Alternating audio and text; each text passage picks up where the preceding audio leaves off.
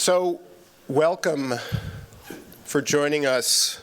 Welcome and thank you for joining us both in person and online.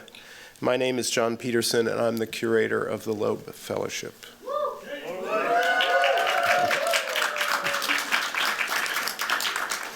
Cute. Welcome to today's symposium, A Round Table Makers and Users.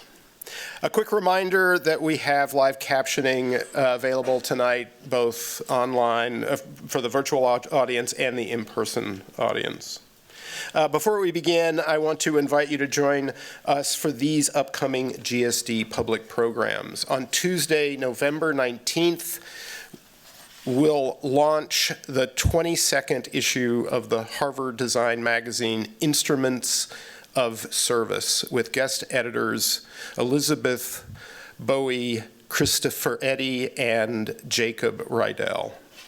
Then on Friday, November 21st, join us for a symposium honoring GSD faculty affiliate Juliana Bruno and her career researching the intersections of the visual arts, architecture, film, and media. Now let's begin.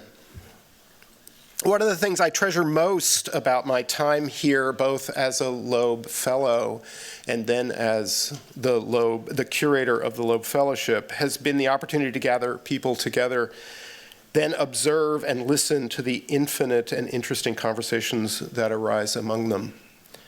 That is what I want to do here. Bring people together around a round table, real and metaphorical, to talk, share, collaborate, and create. The round table is a symbol and spatial device of equity, exchange, and dialogue. It is also an apt metaphor for the ethos of the Loeb Fellowship and its commitment to the value of knowledge sharing, relationships, community, and the deep understanding of the critical impact these have on the agency of our work. Our first session today, Stories of Interdependence, is a living example of this and how interdependence and collaboration have been instrumental in the success of their work. There is no better way for me to share with you than to invite a set of Loeb alumni from the years of my curatorship to tell their own stories. Today, I have invited 5 Loeb Fellows to share these stories. Stephanie Hankey, 2022, is the co-founder of Tactical Tech. Alejandro Echeverri, 2016, is the founding director of the Center for Urban and Environmental Studies. Eric Williams, 2018, is the founder and curative director of the Silver Room. Natalia, Dopazo, 2023, is a feminist urban planner. And finally, Jordan Weber, 2022, is a regenerative ecologies sculptor. He will be joined by Roger Cummings, 2009, who is the chief curatorial producer and co-founder at Juxtaposition Arts. And with that, I would like to invite Stephanie Hankey to the podium.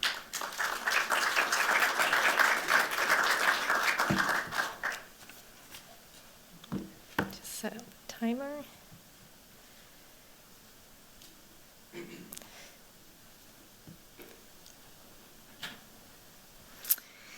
Hi, thanks so much for the invite to John.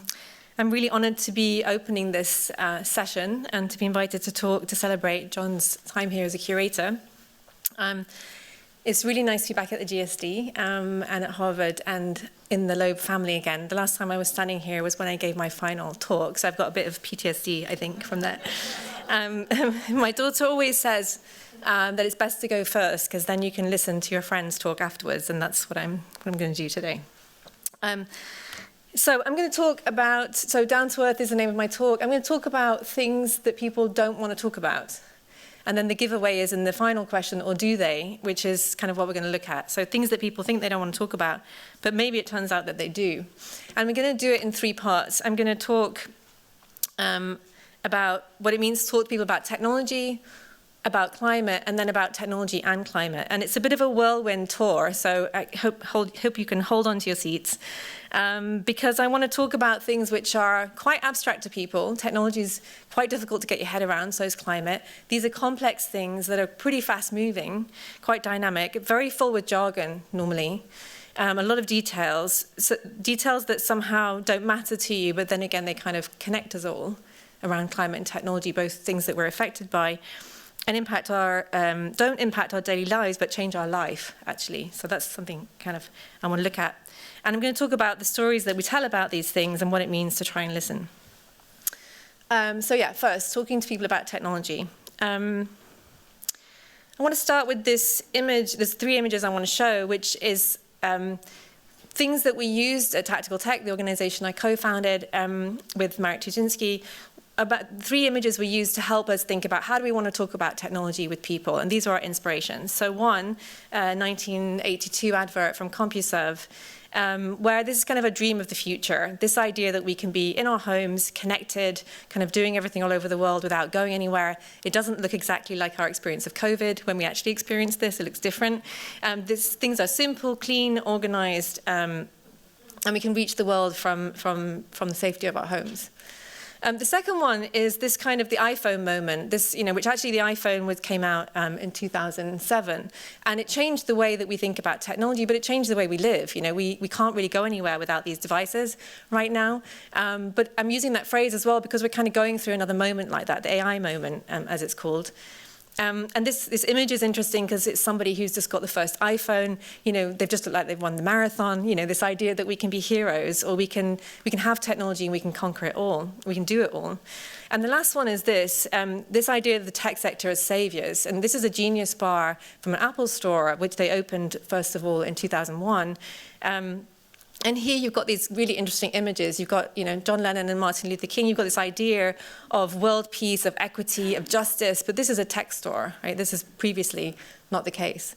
So that inspired us to start this project, which I'm just going to really quickly show you, just to give you a grounding in what it means to talk to people about technology. I'm not going to talk about the project, but I'm going to talk about what it means to try and listen. And it started in this place, which is the House of World Cultures in Berlin. And when we opened the exhibition, we were working with a curator there, Ansel Franco, who's a inspiring and very talented curator.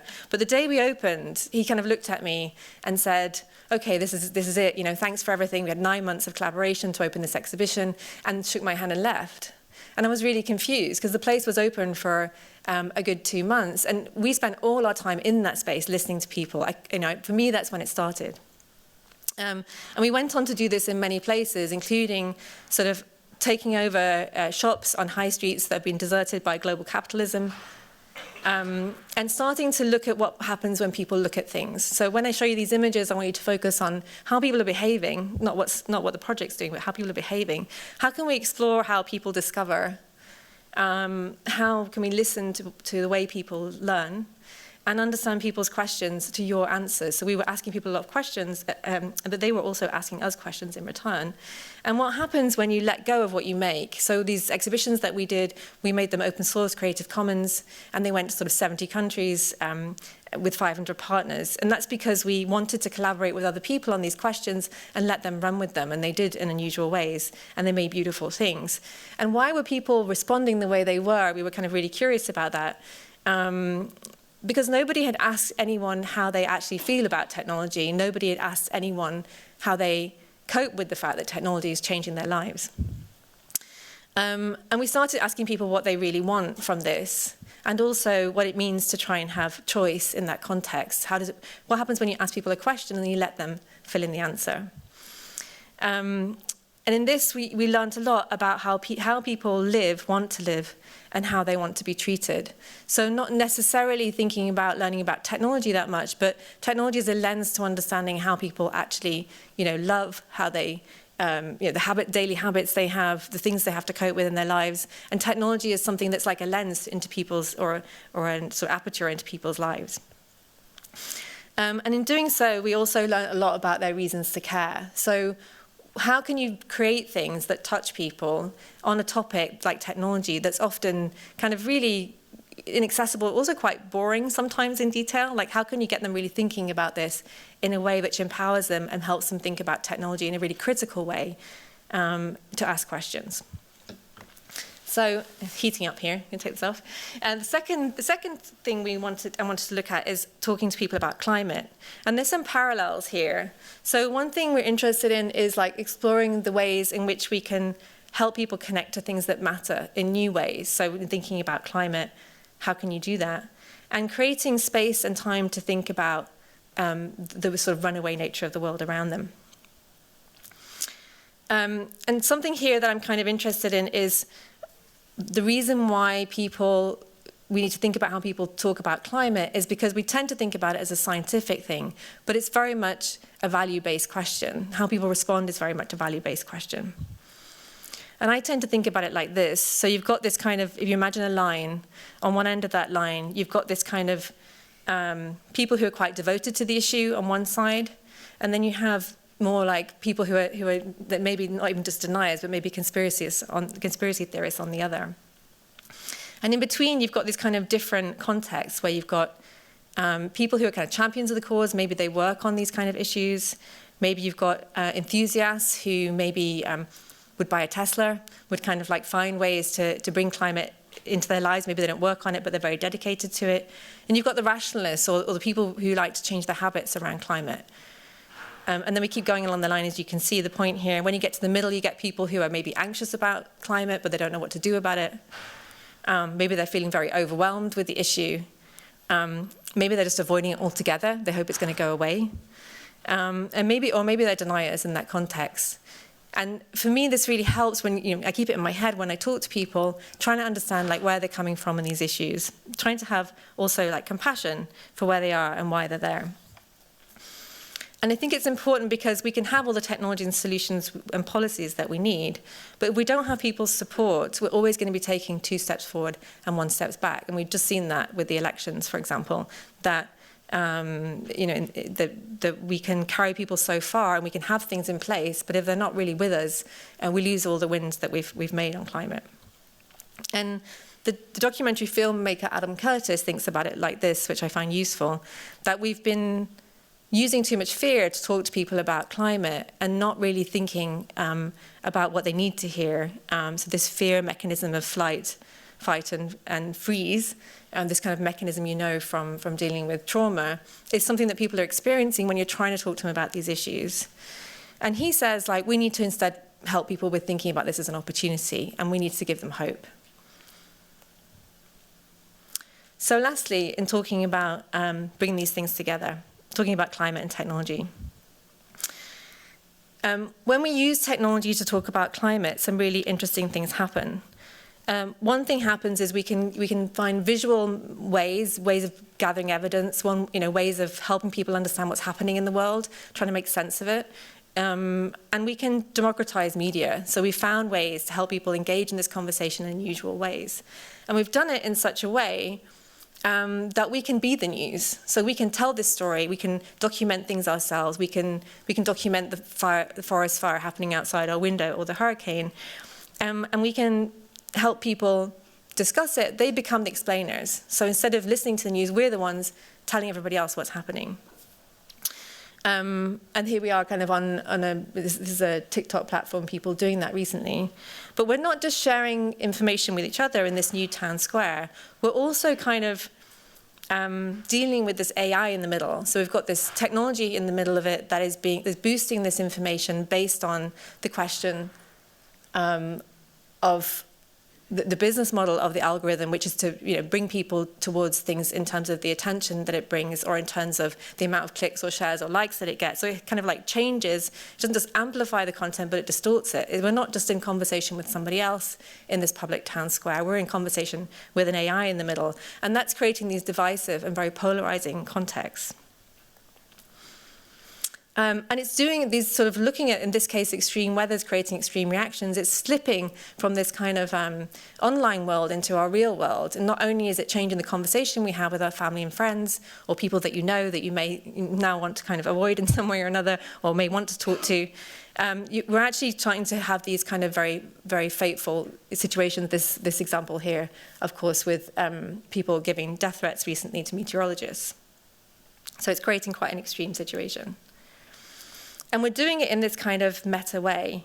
We're kind of finding ways we're trying to make sense of what's going on. This is a screenshot I took on purpose because I'm watching on YouTube a news story which is on France 24, which is a television station.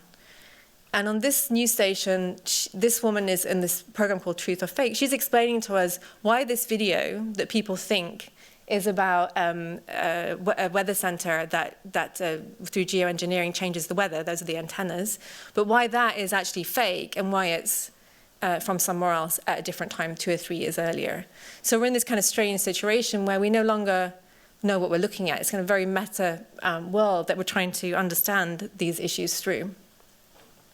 And we're trying to understand them through these platforms that are owned and run by a certain set of people.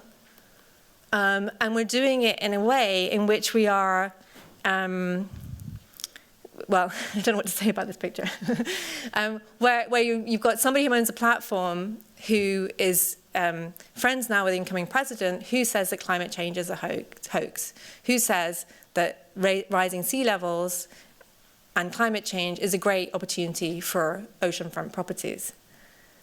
And you have that in this context in which Elon Musk there on the left is running something like SpaceX, where he's striving to, as he calls it, the road to making humanity multiplanetary, to find ways to exist on other planets when we can't really exist on this one, to find ways to exist on planets where there's no air or water, but also the best bet for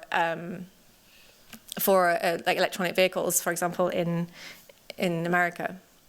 So it's kind of an interesting thing where we're trying to understand what's happening in the world, but it's happening in these spaces. And it makes me think about this phrase. Often people say, we have the technologies we need to solve climate change. All we need is the political will. But what does it mean when technology is the political will? How does that change what it is that we're trying to do? And we just don't know what we're looking at anymore. So we don't know what to believe in this sort of unrecognizable world. And this is kind of, you might remember this for a few years ago, where people were filming what was happening in San Francisco, this case with the blood red sky around San Francisco, in this case with drones. And it's creating this universe that we're looking at this and we're thinking, is this from Blade Runner? Actually, this was set to the music of Blade Runner. I just didn't play it today. And we don't really know what it is that we're looking at when we have this context and what perspective we're looking from. We're even seeing the Earth constantly, for example, from above, which is a non-human vision on the world. And we're becoming this kind of eye in the sky. And we don't know, are these cars real? Is it even possible to make a building like this across an intersection? The architects in the room will be checking probably already. And with synthetic media, we're creating these images of the world that are kind of ghosts of the world we're from. So this image, for example, this is taken from work that I did with Jordan Weber, who's here today, and Michael Menemo, who's not here, but who we worked together with on this piece. And here you've got this, Michael's giving the AI Midjourney prompts, and then we're working with an animator, Claire Stiersman, to make them into films. So here we're creating these images which are, I'm just going to go back and you can see it again. But we're creating these images which are entirely synthetic, and we've got this kind of apocalyptic vision of this world. But it's just played back from the AI, which is actually getting all its information from the internet, right? It's playing back to us our own world.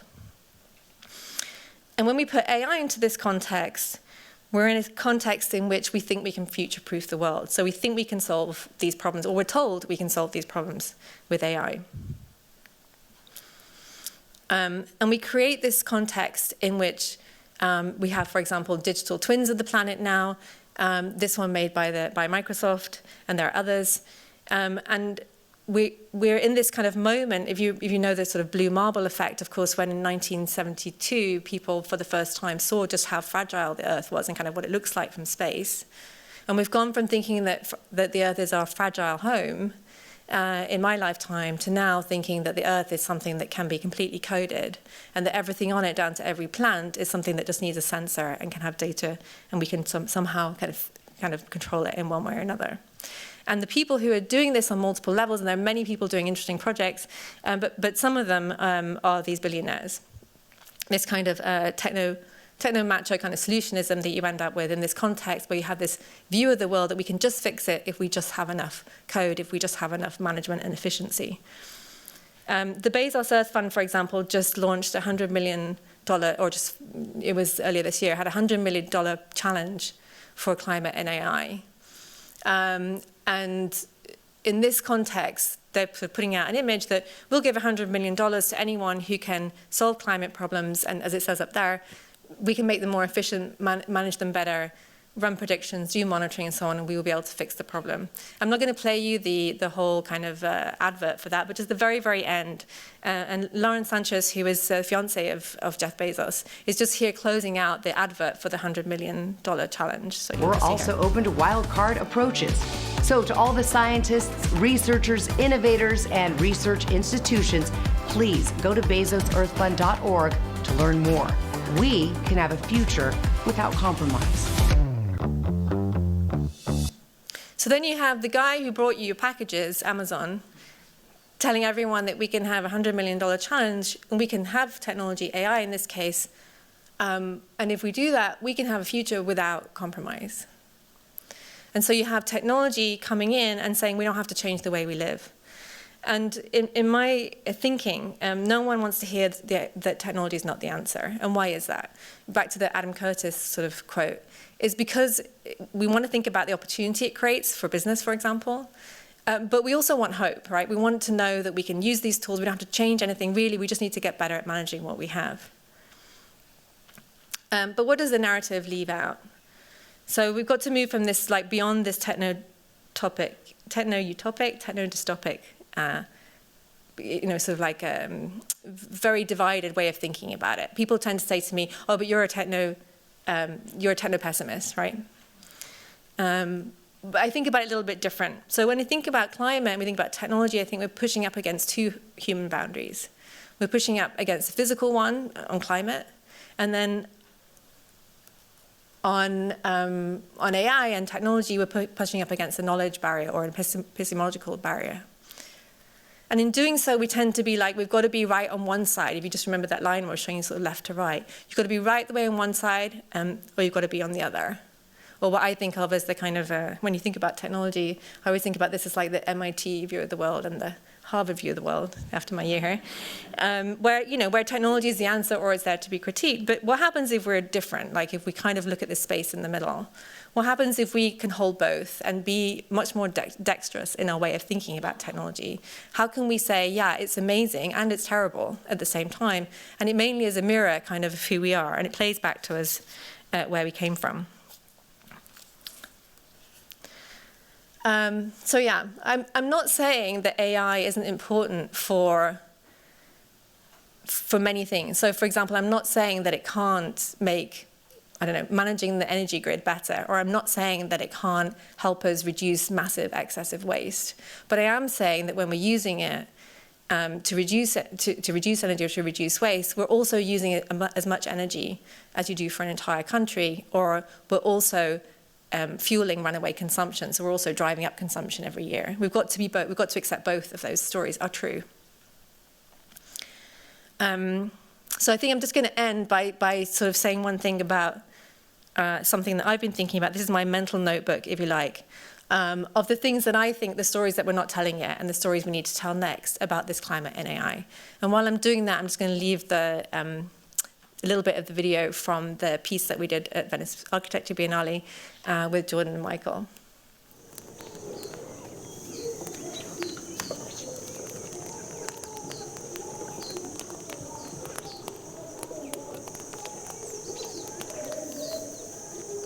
This is actually a dead fish pond. Actually a dead fish pond. Actually a dead fish pond. Actually a dead fish pond.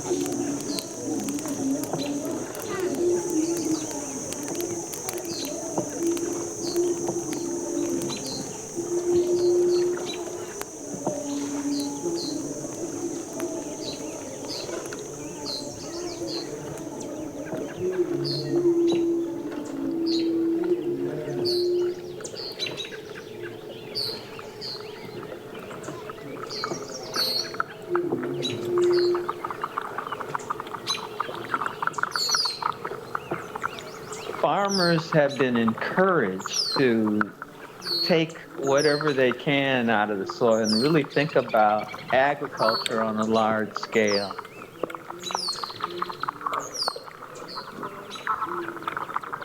That leads to the way that the people and land were exploited.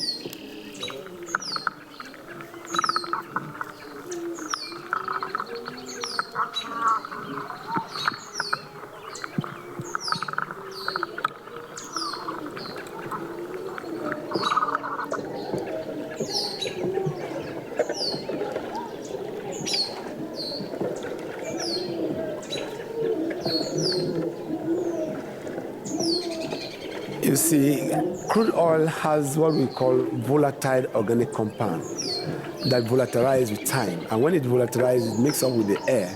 And nobody has control over the air circulation. So with this kind of proximity to school, certainly you are exposing the kids to inhalation of free radicals from crude oil.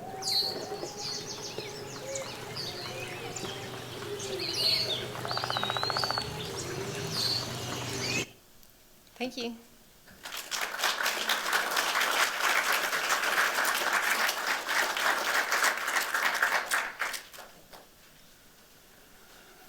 And now I'd like to ask Alejandro Echeverri to come to the podium.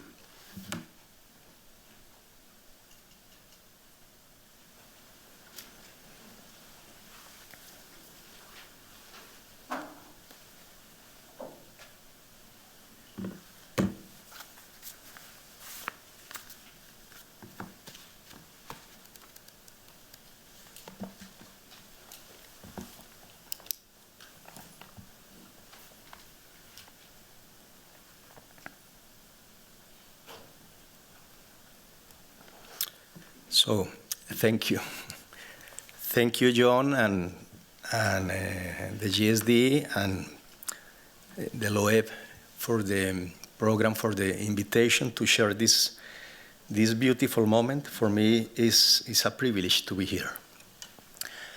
So I am going to share to you 2 moments before or previous to the Loeb year that I have with my family as well, and then some processes that we developed after. So the year was amazing. This for my family. You see Pedro and Paula there, our group, and so the friendship and the relations that we developed. And one of the most beautiful moments was this process that we developed together with the students of the GSD, co-create and collaboration to this moment that we call ACT here in the GSD in 2016. And the reason because I came here, or the GSD gave me this, and the Loeb program gave me the privilege to be here, is that because I've been working with, of course, with a lot of people, the Mayor Sergio Fajardo and next the Mayor Alonso Salazar, in the process of Medellin that I am not going to explain in detail, but we developed this approach of social urbanism, and that we learn a lot. We have the opportunity to develop things in a very complex condition in Medellin that links violence and some of the poorest areas of Medellin, and with a lot of effort, partnerships, resources, but mostly learning what happened and how you could work with the people. And this process combined an holistic approach and governance in the territories and public transport systems. And at the same time, we're trying to connect places. I will tell a personal history in a few minutes from this right neighborhood that we call Moravia, how to connect in some way resources, services and life in different places. So after those years, mostly between 2004 and until 2012, we co-found Urbam. I will talk with you a little bit, but the lesson today is that, so there are many lessons. I don't know if I could share it with you today, but this journey never ends. So this always, you do transformation and start a new challenge. So it was completely unexpected that Medellin became the most touristic place in Colombia. The Comuna 13, one of the poorest areas, the most touristic place in Colombia. And we are between 3 and 4 more attractive. The city became for digital nomads and tourists and so on. So this is only one challenge that appears that nobody looks for. So this is good but bad because it gives a lot of pressure in terms of not only the cost of things, drugs, sexual exploitation, yeah, and some different things. So that we learn in this process that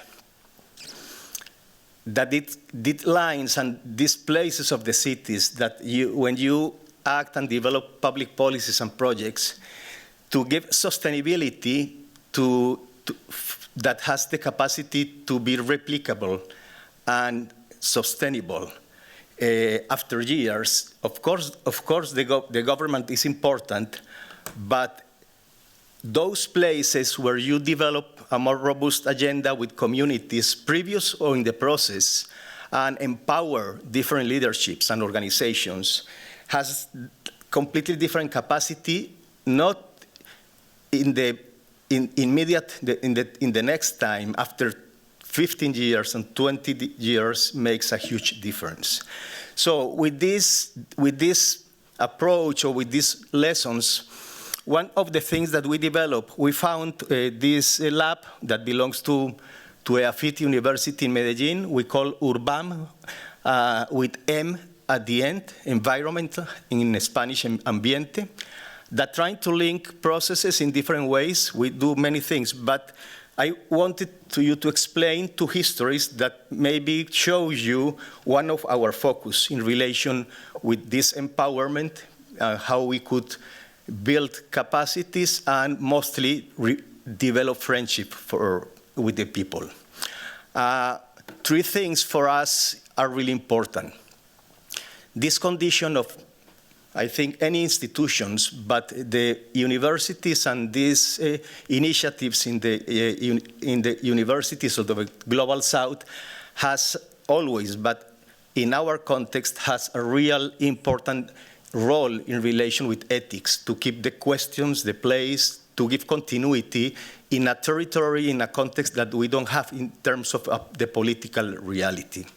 So this, at the same time, how to develop empathy and friendships and collaboration with time, and how we could mediate and connect different territories. So I will share with you history of Cielo. She is an amazing leader. Her life was start in Moravia, used to be in English, I don't know, the disposal garbage mountain. So the basurero of the city, the trash of the city.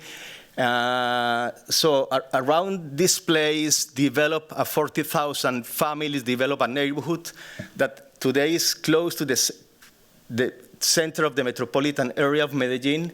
So Cielo developed her life there and started to lead an amazing processes. Moravia is an interesting history and hard history. I am not going to explain today, but maybe you could look for that. And Cielo was beautiful. She has a lot of power. So we in Urbam, we have a grants program, but more than a grants, we have how can I say, a program or approach that we want to develop a strong relations with the territories, with the barrios, and with the local groups and the local institutions. And we give some of those leaders the space to teach with us, came to our center, work with our projects, and at the same time, we have a master program. So Cielo graduate with honors in our program. And the reality is that it's impossible to develop, from my point of view, sustainable and structural transformation in the barrios without the local ecology of initiatives, resources, and capacities. So we wanted to share and to give those leaders relations, information, possibilities, connections, but mostly learn from them. So Cielo found with Albert and Max, two German and amazing persons, this beautiful foundation, Oasis Urbano, and they start to develop some beautiful processes. Al año 2021 pensamos que ya teníamos como varios años trabajando juntos y que estábamos como preparados y seguros de querer fundar una fundación juntos para poder soñar a largo plazo. Y creamos 4 líneas que orientan nuestras acciones. Es el intercambio, porque desde la fundación nos interesa impulsar intercambios académicos y culturales. De ahí nace también la fundación, como de ese intercambio. También nos interesa el empoderamiento comunitario y por eso intencionalmente yo, que soy una mujer líder del barrio, soy la directora de la fundación para apostarle también a ese empoderamiento comunitario. Y también estamos enfocados en procesos de educación popular. Y digamos que esa es una de los procesos que desde ya le estamos dando mucha vida para juntar niños, jóvenes, adultos con oportunidades de educación en Moravia, para desarrollar habilidades sociales, habilidades para la vida. Y la 4ª línea es mejoramiento de espacios públicos, intervenciones en espacios públicos. Y yo nunca me imaginé trabajar pues como en una fundación así, pero de las cosas que me parecen fascinantes de lo que hacemos es que estamos enfocados en la arquitectura sostenible. O sea, soy amante de los procesos pedagógicos y de educación, pero llega nuevo a mi vida esa posibilidad de mejorar el barrio a través de mejoramiento de los espacios públicos comunitarios, sobre todo para el fomento de la dignidad. So they are developing an amazing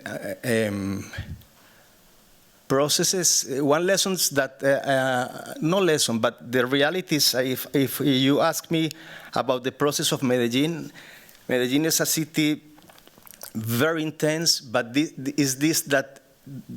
years with crisis and processes and different problems, they develop a really strong network of capacities. So they are doing small but really powerful, beautiful processes with children, with the community in relation with food, agriculture, and innovation. They used to be before to adapt some very powerful but simple structures for the meet of people and so on. And now they are building a permanent base and place in Moravia. They are building this beautiful building with 4 programs each on each floor. So the second history that I would like to share with you is the last one, it has to be with ACA.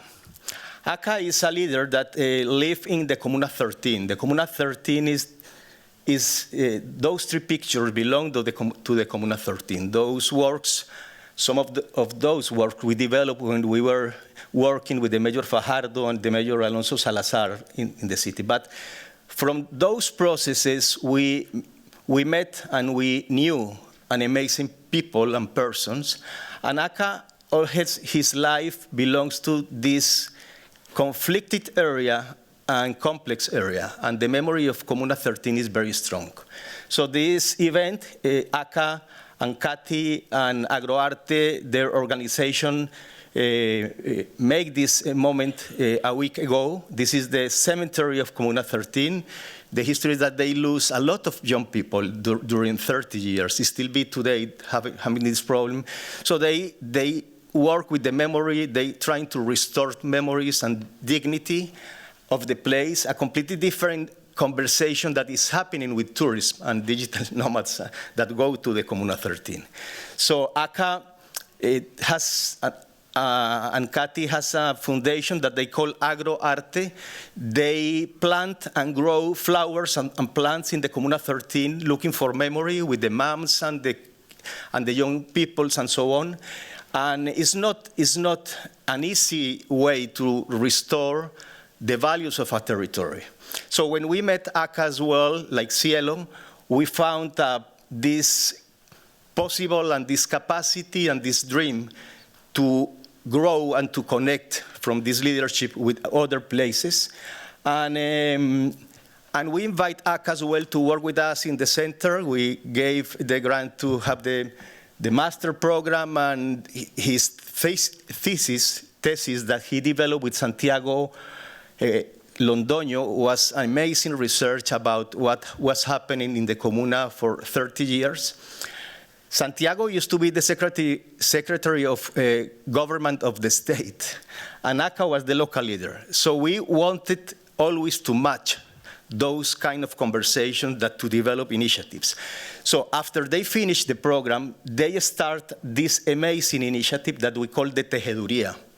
The Tejeduría is a program that they are developing with funds and resources from different institutions and foundations to trying to restore confidence between the local leaders and local realities from the very critical areas of Medellin with innovators and entrepreneurs and leaders from different companies and institutions. This gap and this conversation is really difficult, need time, and they develop a methodology that is like a viral cells, small groups that they have dialogues for 6 months, 3 months, and then start to do agreements from projects. So this is happening now, and they are changing in some way the way that we could develop relations in a more permanent, with a more clear approach and empathy, because in our cities in the Global South and in Latin America, the realities that we live give us completely different realities and life. So it's different, the conversation. To break those paradigms, you need to develop technologies. So we have this podcast in Spanish that they share how the process is going and what they are building, and it's really important in our city. They are in the 6th cohort and in 6 territories in Medellin. So to end, that was my history. Not my history, but the history that I would like to share with you. But now I am working in Mexico. I have the privilege since maybe 6 years, 5 years until today, to work in the Tech of Monterrey, the university.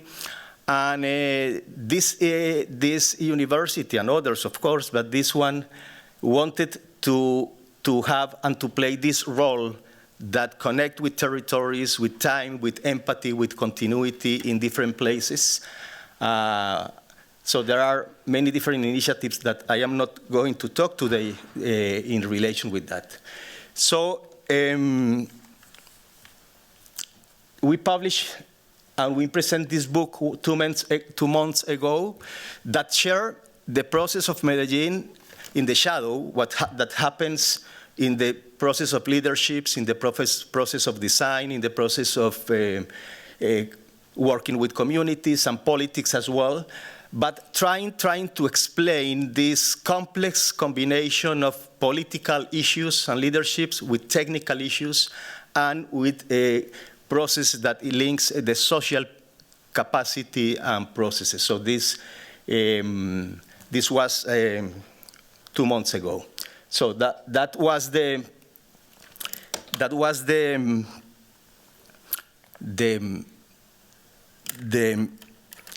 content and the information that I wanted to share with you, and I would like to finish with only to thank the program and John, and that I have the privilege to encounter and getting to know you, John, and your friendship, and I told you before, your leadership with empathy and freedom. Thank you.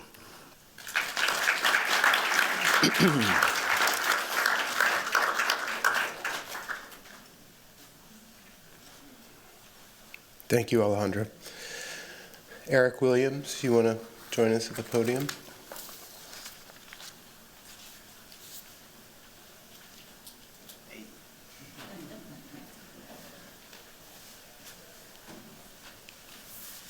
All righty. These glasses are new for me, so please bear with me. Thanks. It's nice to be back here. I love being back here. Thanks, John, for inviting me. As you bid your farewell to the GSD, it's been a pleasure and an honor to get to know you. So I just want to say thank you. That's a photo of my beautiful mom.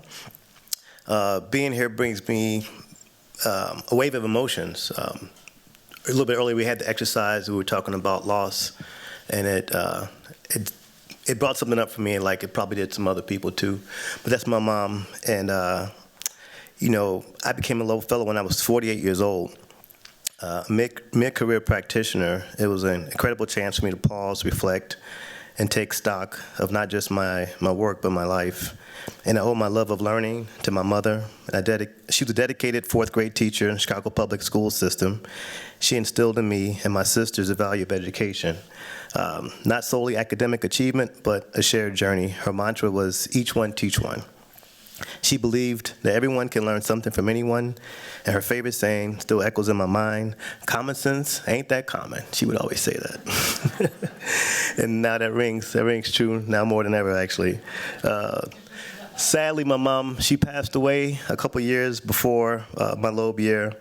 The year was filled with a lot of joyous experiences, but there was a lingering sadness I had knowing that she couldn't witness me being here, because she would have been so proud of me. I remember one day I rode my bike to the Emerald Necklace, and I found a bench, and I sat there and I just started crying. And I was just thinking about like my history and growing up in Chicago, and just thinking about how she would feel. And I could hear her saying, my baby's at Harvard. She would be telling her friends that. I could hear her saying that. But she taught me to walk with kindness and treat everybody the same, and walk with integrity. So I want to dedicate this day to her, and also this microphone. I also want to dedicate this to you, John. I remember something you told me. John told me that he didn't like Hollywood because they always portrayed the evil villains with one arm, and they were scoundrels and villains, and John was neither. So that stayed with me. So. Ironically, it was, here we go. Yeah, it was, I just didn't realize this. It was almost 8 years ago to the date that I actually emailed you. I was here a few months before the election in 2016. I did a talk about retail and what I do. And the night that Trump won the election, I emailed John. And I was just so kind of just shocked, like many of us. I just felt compelled to do more than what I was doing, to find a way to build community and build bridges. A few months before the election, when I came here, I didn't really know what urban planning was in many ways. I didn't understand like how this retailer / DJ / festival producer could fit into a fellowship that was focused on architects and urban planners. And John was very patient and very kind. You explained to me that, you know, I would be a good fit, so thank you for that. You know, I was familiar with the fellowship because I had some friends from Chicago who were fellows, but I didn't really understand it. So I realized once I came here and I learned more about it, the mission of the fellowship really resonated deeply with me. The idea of artists and planners and architects and activists trying to make the world a better place. You know, once again, we know what happened last week, 2 weeks ago. We're at this inflection point, and it's a time when we test our character, and then, you know, the society swings back and forth like a pendulum, and I think it's our duty to stand up and push and fight for justice. During our fellowship year, I remember we would always joke, you know, ask not what Loeb can do for you, but what you can do for Loeb. So I still feel that way being here with everybody here today. So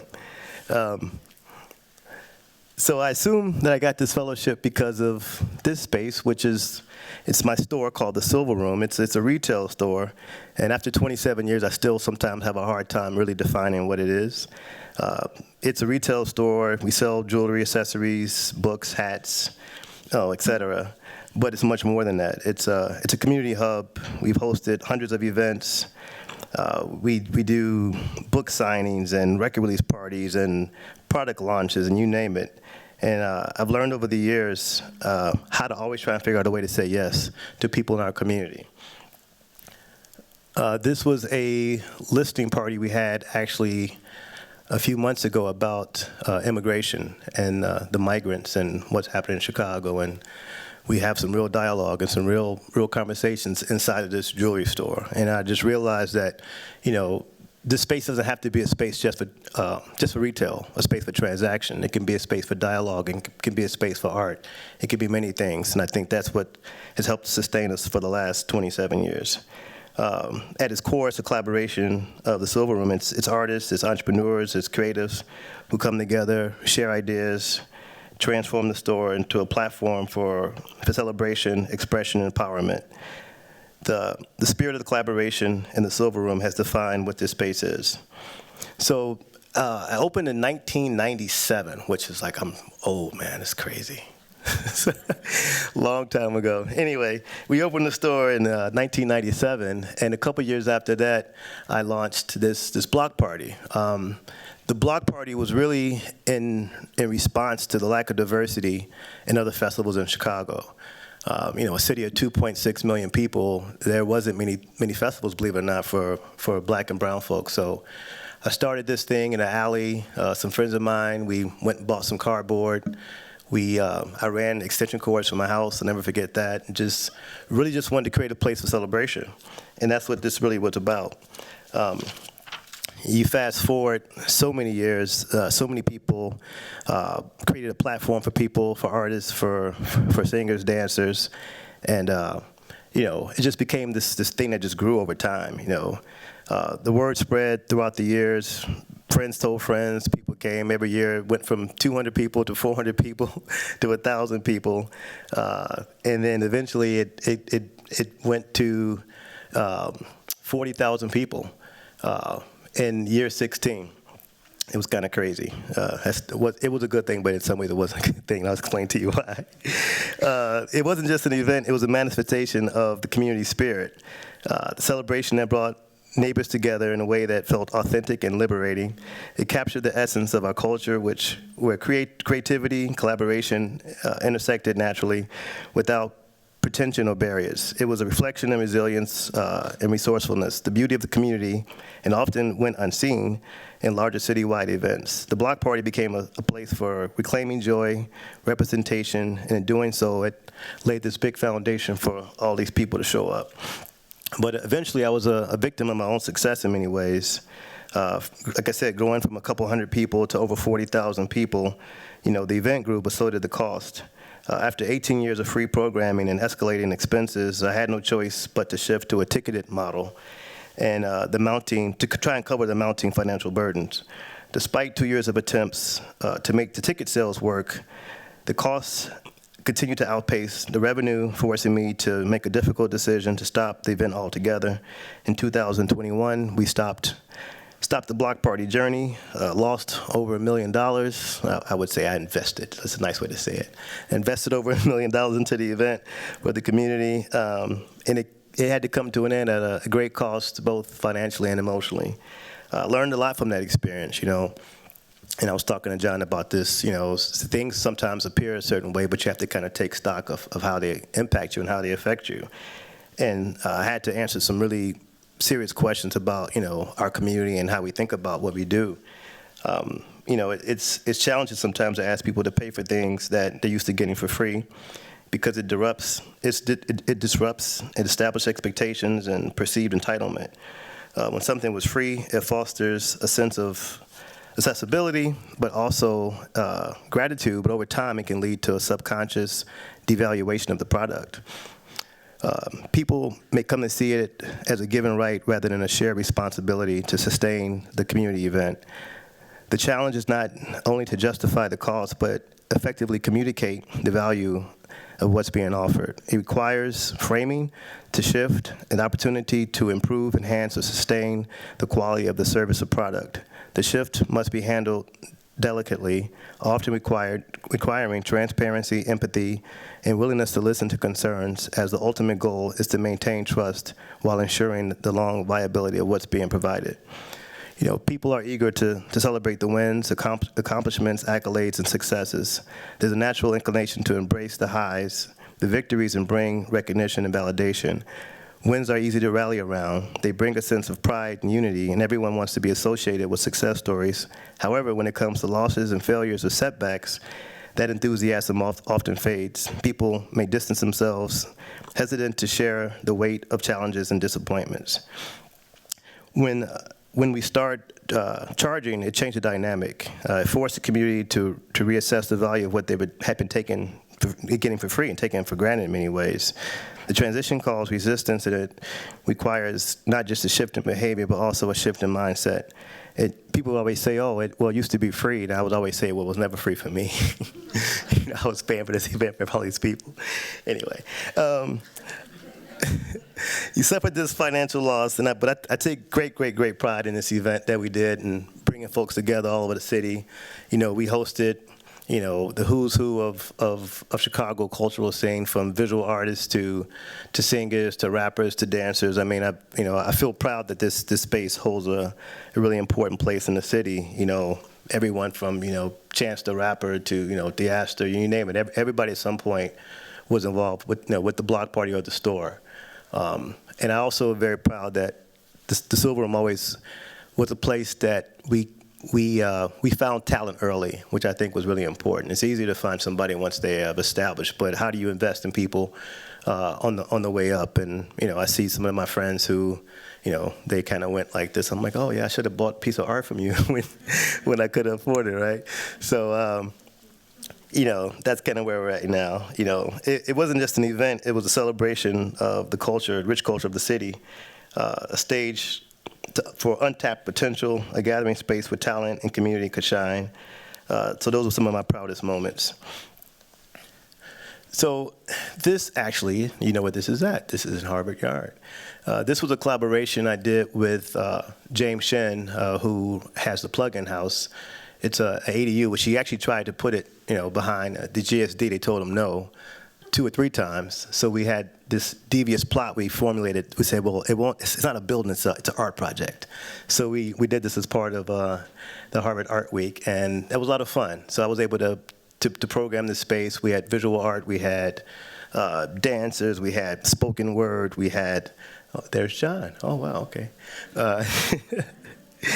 We had spoken word, we had a little bit of everything. It was a lot of fun. So that was one of my highlights of my year here. And the kids always like the best part of whatever I do. If I can get kids involved, it makes me happy. And I got to actually DJ in Harvard Yard too. I played house music. That was like, for sure, a highlight. Like, I played house music in Harvard Yard, so that was really, really cool.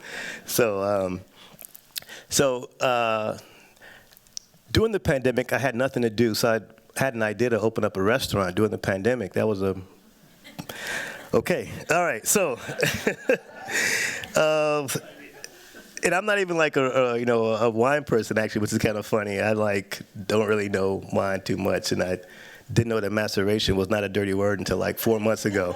I was like, what are they saying? So anyway, but so we opened up this wine bar, and I had the idea, during the pandemic, as the city was kind of standing still, I was realizing I was always going back to the north side of Chicago. For those of you who don't know Chicago, the north side is synonymous with the white side, wealthy side of town. South side is the black, lower income side of town. And we sometimes take for granted that all of our amenities on the north side. And one day I just said, hey, why am I always going back to the north side? We should build something in our own community. So I found this space down the street from where I was living at the time.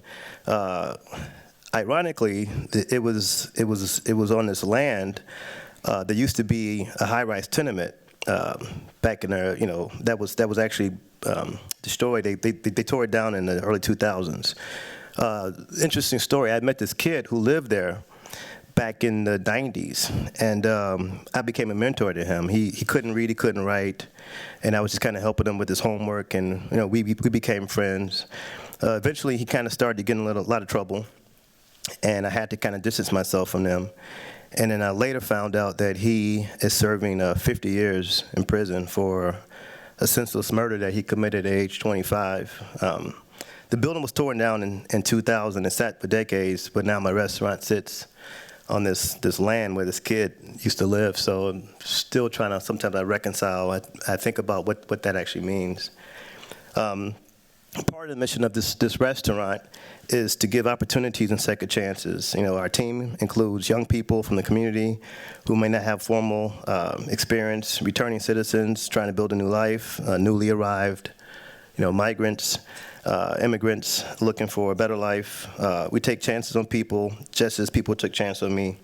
I remember interviewing this young brother who came into the restaurant looking for a job, and he told me he couldn't stand for more than an hour because he had a bullet in his leg.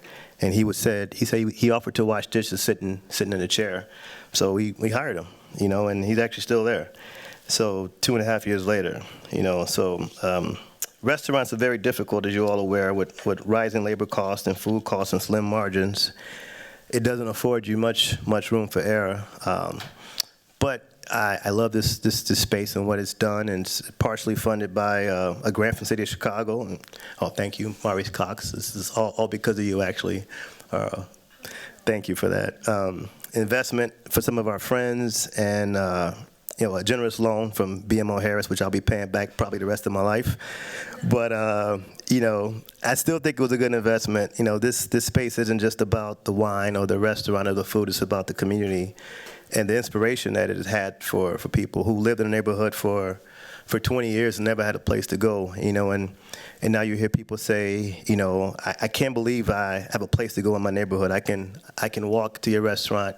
I can get drunk and walk home. And I never had that privilege before, So, where we're at? Yep, this is back to the restaurant. We've hired young chefs. We employ about 50 people between the front of the house, back of the house. It's all ages. We have teens. My daughter works there, actually. She's a host. John has been there and dined, and I think he had a good time, I'm hoping so. Mr. Cox has been there several times. So it's been inspiration for people. I realize that these businesses, they're not business for me. They're a source of inspiration. They're a platform for people to have, their dreams come true in many ways. This is actually my latest thing, which I got another thing I'm working on. This was actually it's a pop-up, but it's going to probably be a permanent store in collaboration with Gensler. So they approached me a few months ago and said that they're trying to really work with local businesses, and they knew what I did, and they liked, the approach of this community-based retail. And so we built a store at 900 North Michigan in the Gold Coast, which, for you in Chicago, this is like, it's in a mall, it's downtown. And for me, it was interesting because, it's like a reverse migration in many ways. My store moved from 2 different neighborhoods. I saw the impact it's had, on the south side of Chicago, and I was really interested in thinking about, post-pandemic urban blight in the central cities. and how, I actually had my best year ever because my store is south of downtown. I had my best year ever the year of the pandemic. The reason is because many people were at home, and so they weren't going downtown, obviously. And so I saw a shift in people shopping, and because of the murder of George Floyd and other reasons, people were really focused on shopping locally. So now maybe it's a challenge to myself to see what this space can do at a downtown location. So we actually just opened up last week. We're having a grand opening this week, which is why I was really busy. So anyway, but shout out to Gensler for working with me and doing this pro bono, by the way. So thank you. This photo is just, I don't know, it means so much to me because this is a guy, we had this event, and we had an outdoor event, and it started raining. And then the guy was just standing there in the rain. And so everybody had left, and I'm like, why are you still standing in the rain? And he said his favorite song was a song called Date with the Rain by Eddie Kendricks. And he was like singing this song in the rain, But it just kind of reminded me about like this idea of like business and like commerce and entrepreneurship and capitalism, and it's not about that. It's about the stories that these spaces foster and they create. It's about curating a space where a stranger can stand in the rain and like knowing that something you did had this kind of impact on this person. That feeling kind of transcends me for sure. The collaboration with art, music, culture is bigger than anything I ever could imagine. So anyway, but I'd like to raise a toast to Mr. John Peterson.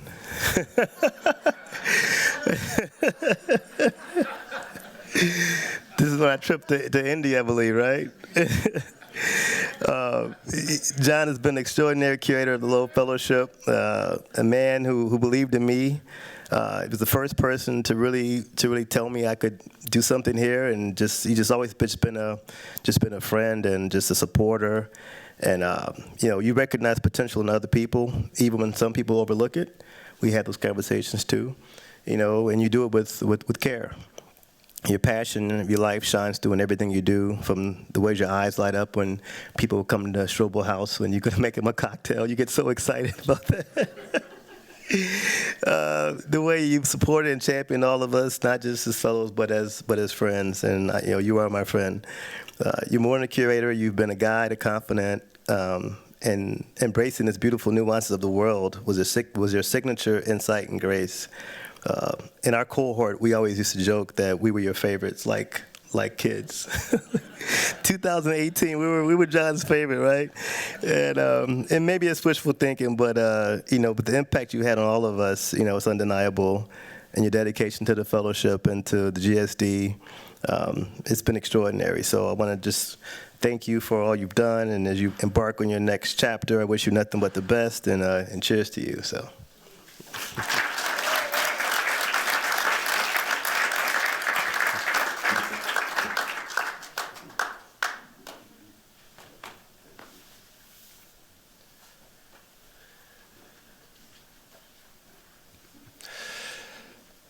Shall we stand for a second, just to sort of give our bodies a little bit of blood to run about? Shall we just stand up for a moment? Eric didn't mention that he gave me a DJ name. Eric, what was the DJ name? I think it was 75 Cent, which means I'm 75% of a man.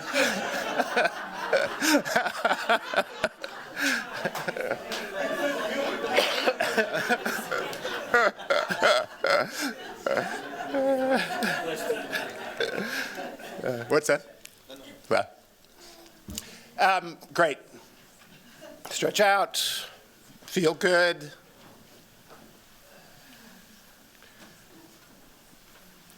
And with that, I'd like to welcome Natalia Dopazo to the podium.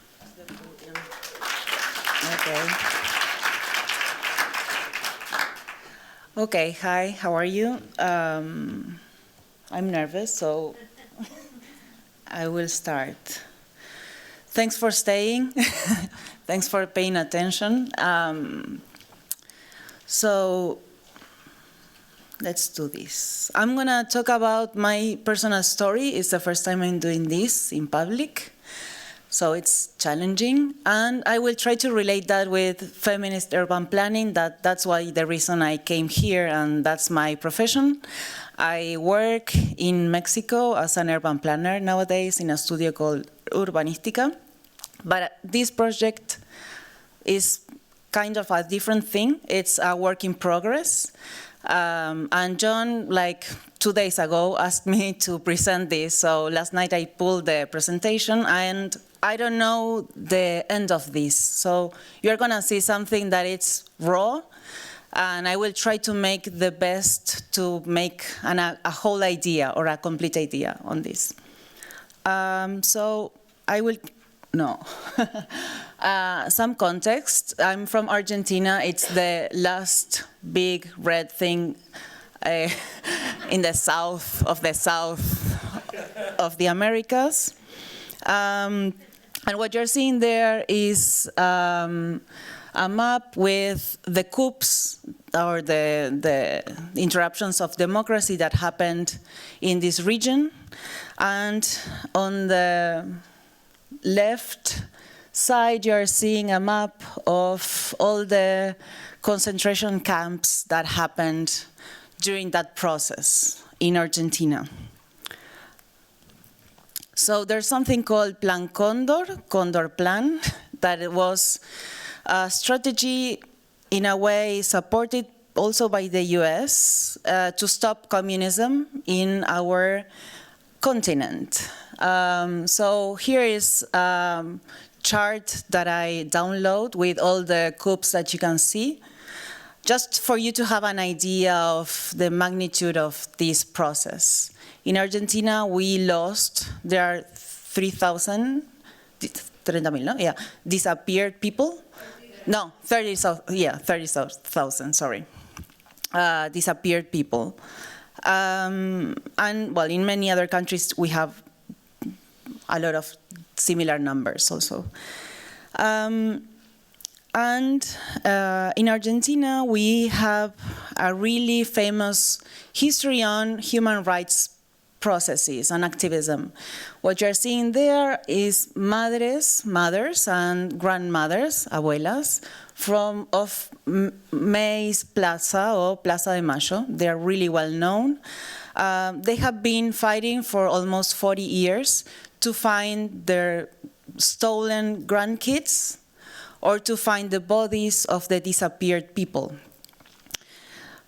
They're so famous that, for example, this book wrote by Margaret Atwood, The Handmaid's Tale, it's inspired on this story. If you see the handkerchief, and in this story, I'm not spoiling the TV series, but they steal babies, right? And women are forced to give birth and everything. So now I will tell you that my family is really connected to this genocide. And there's no easy way to say this, but my grandpa, my beloved grandfather, Orlando, he was part of the intelligence coup. He was part, and he had a lot of responsibility on this process. The problem is that for me, he's Tata.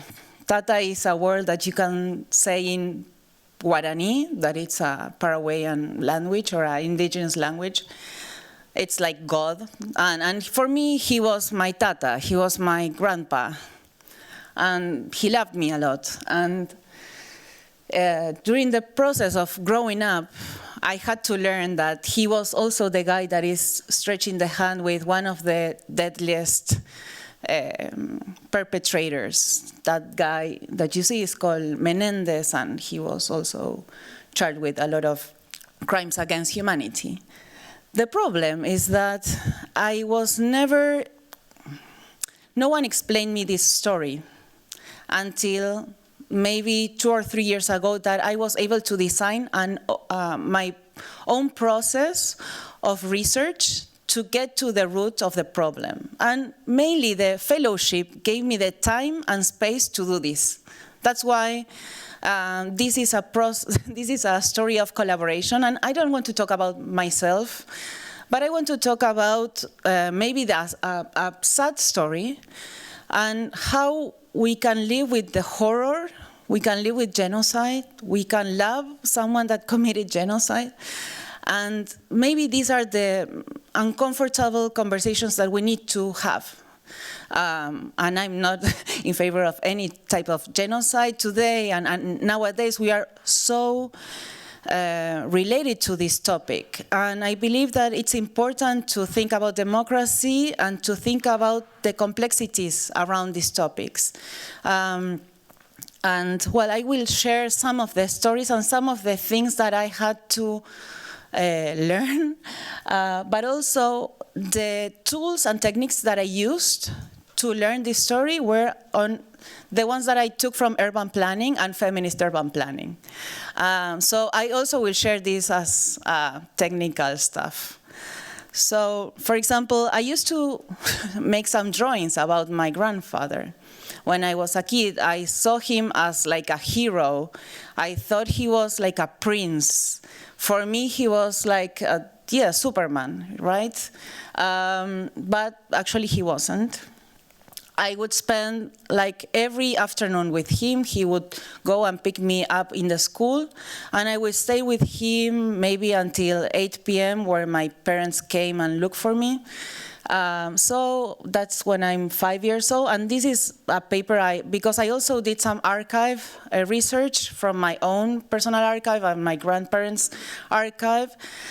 So they would keep these drawings that I would make about him. So in this case, he's like a prince also, or something like that, I don't know. So I made a timeline that it's completely not in scale. It's just for you to have a glimpse of things that I have been able to put together. So on March 24th of 1976, he was living in Mendoza. My mom was like 11, 12. And then in that moment, the state terrorism started in Argentina. Democracy got interrupted. Then he moved to Cordoba.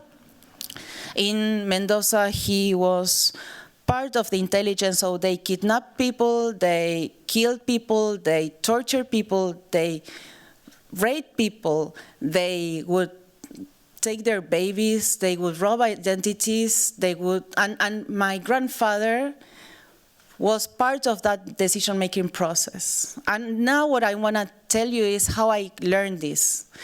Well, then he moved to Cordoba, then he moved to Buenos Aires. In Cordoba, he was in an extermination camp called La Perla. In Buenos Aires, he was in Campo de Mayo. In 1980s, he retires, and in 1983, democracy comes back to Argentina. And then I started finding some papers, and in the 86, he had to testify. We had some trials there in Argentina. Then in 94, our president gave the amnesty, so like militaries went back home. And then in 2003, 3 trials, like the real important trials of human rights in Argentina started. And that was a really important point, because in that moment, it's not about what you think of your dad or of your grandpa. There's someone else external saying what happened. And that was a breakup point in my life. In that moment, my grandfather got detained in his home, and we would live in the same building. I was living in the 4th floor. My grandfather was living in the 1st floor, so in like my 15th birthday, he was detained in his house. He couldn't come to my party. And then in 2006, the trial in Mendoza started. In 2008, Cordoba started, and then he dies, and he never got... he never had a sentence against him, right? So it's a tricky point, because what is justice when he dies? And so I'm doing this in a way of like a historic justice process. I need to know the truth for my own sake, but also I want to find methodologies to research these topics and maybe help other people that probably are in the same way. You're a good person, but you have a bad relative, right? And it's so uncomfortable, this situation. You are full of guiltiness. You're full of guilty. You are ashamed. You cannot speak about this with anyone. And it takes a lot of time to process this information and to just be able to put a story together, right? And this process, I will share all the people that helped me to reach to this point that I can tell you this story. And I'm feeling strong here, being able to say everything with the proper words. And then, well, in 2022, when I got the fellowship, I had the time to do this. So I used to have like this relationship with my grandfather, and that's my mom. We really look alike. And I am that baby. And that wall that you see is my grandfather's house. And you don't see, but those are all military things, right? One of my questions was, how could this happen? How could we live so close to this horror and never be able to step aside? It took me a lot of time to see this clearly. I knew about the coup, I knew about some of these stories, and I had it in front of my face every day for almost 15, 20 years, and I wasn't able to see clearly. And I believe that that's happening also, that is something that is happening to us every day. And, well, this is the conversation I want to talk about. For example, my grandfather allowed me to put him some makeup. They were really in love with my grandmother. They were a happy we were a happy family in a way. Always denying the truth, always not talking about these topics.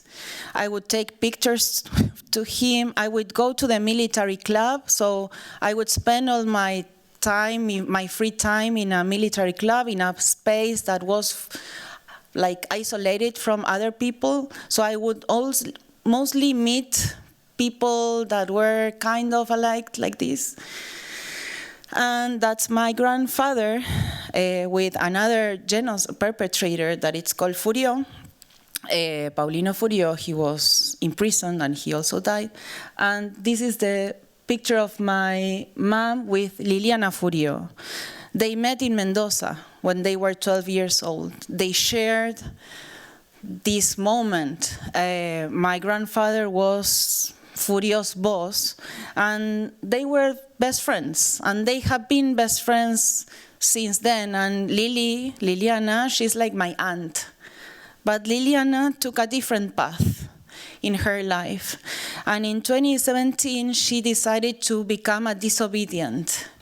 A disobedient is someone that disobeys the mandates of their own family, related to being a relative of someone that committed genocide in Argentina. And this movement started appearing in many parts of Latin America and also in other parts of the world.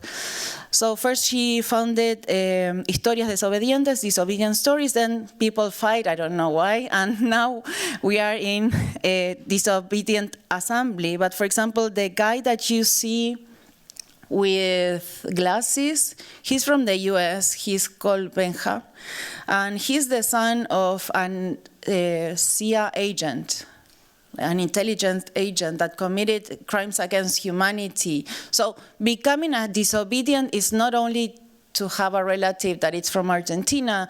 To disobey is what she told me once, is you see the monster to the eyes, and once you look at the monster, you cannot come back. And you look at the monster, and you stay there, and you understand what's going on. And that's what we try to do. I am part of the disobedient group.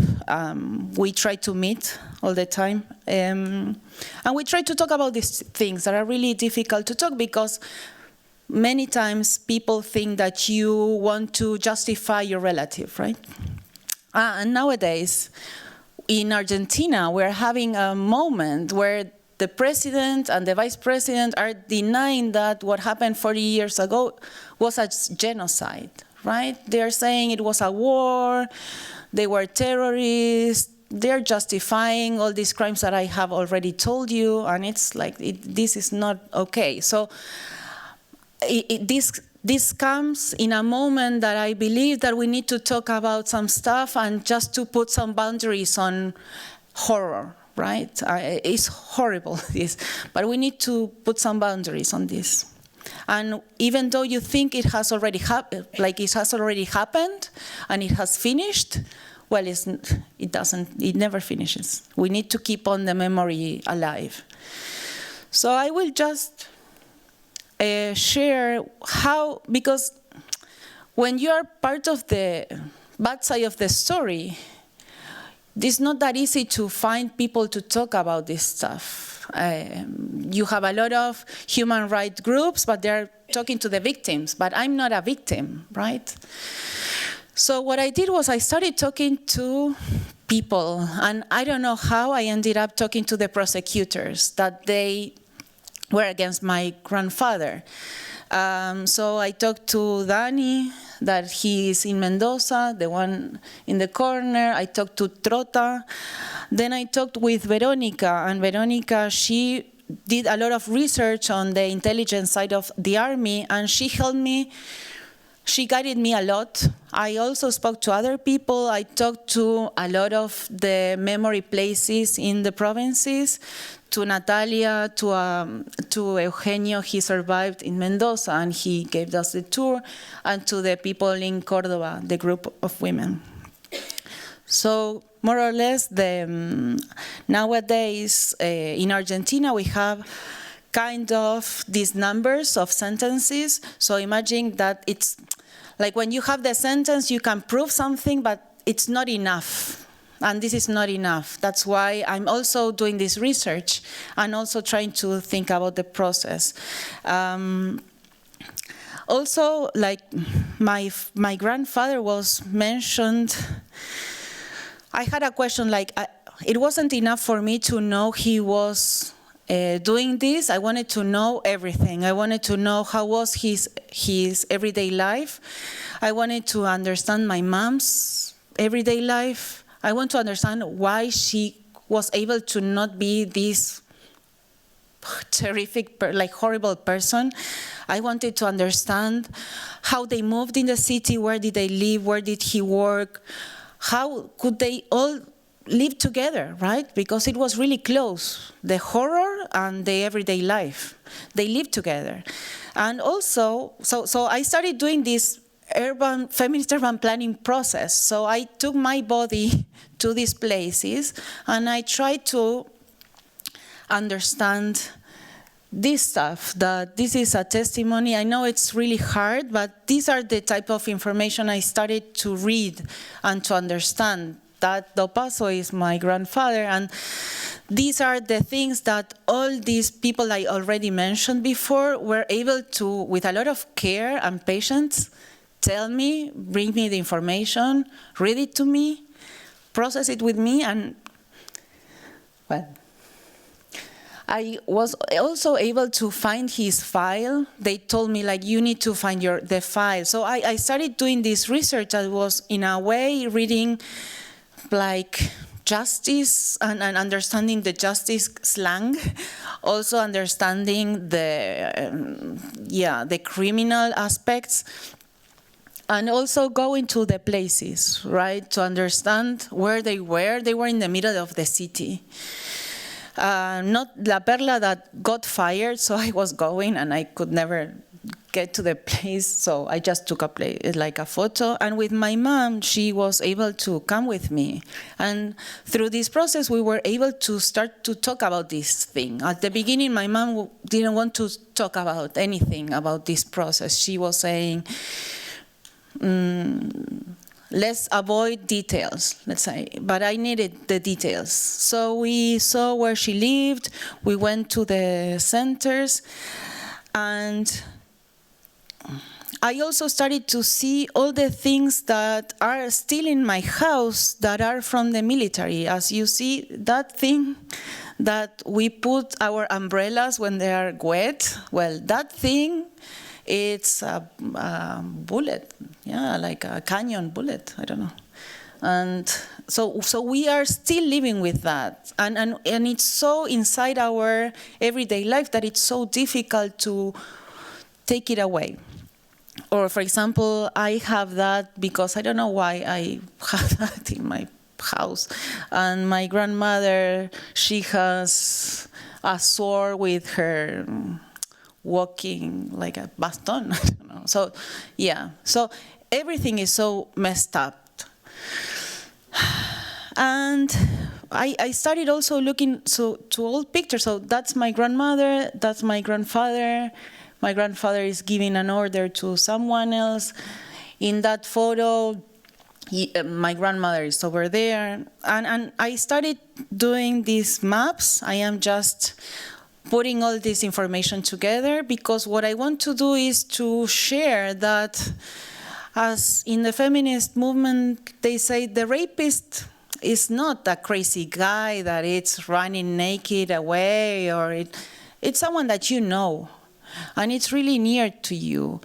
And I believe that some type of perpetrators or some type of horror, it's also really near to us. And we need to see it clearly. Yeah, and it's really difficult to find the ways and the path to see information and to wrap it up. And to just understand that maybe, and I hope that if there is someone else with a similar story than mine, that it's so hard to tell, that they can find a way, right? And this is my mom. This is Mendoza when we went, and that's it.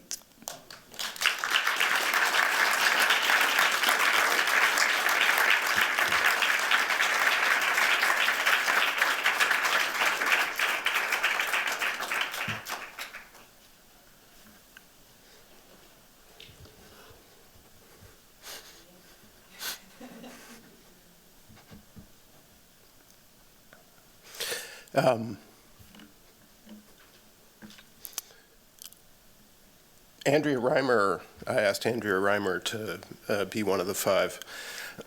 Her partner had a very bad fall a couple of days ago, and he had surgery and she wasn't able to attend, and so I asked Natalia.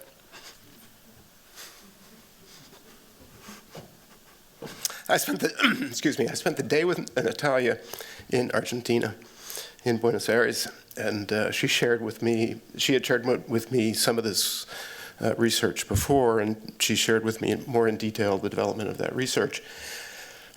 And she shared with me that, I'm sorry, I don't mean to do this, but she shared with me that as her fellowship year began, she started having nightmares about rape and murder and very violent things.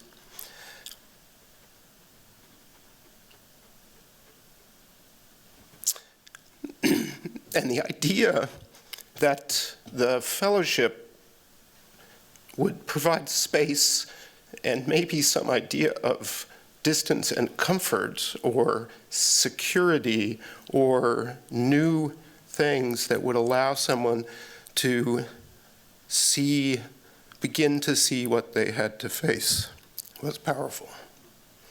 And Natalia agreed that she would share that with such short notice, and of course I trusted her capacity to do that. Thank you.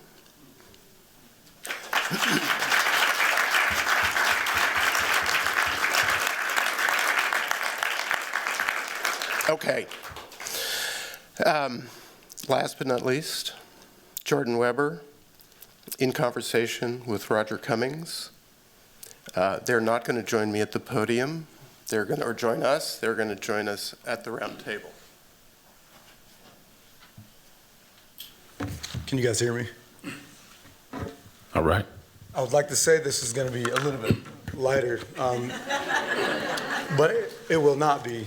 But thank you for sharing that. And if you guys get a chance, Sahar and her partner Nita gave a really poetic and poignant lecture at Riverside Church last week, and that was the only thing I was thinking about when you shared your story. So please look that up online. I think it's online by now. First and foremost, I learned a couple things when I was at the fellowship.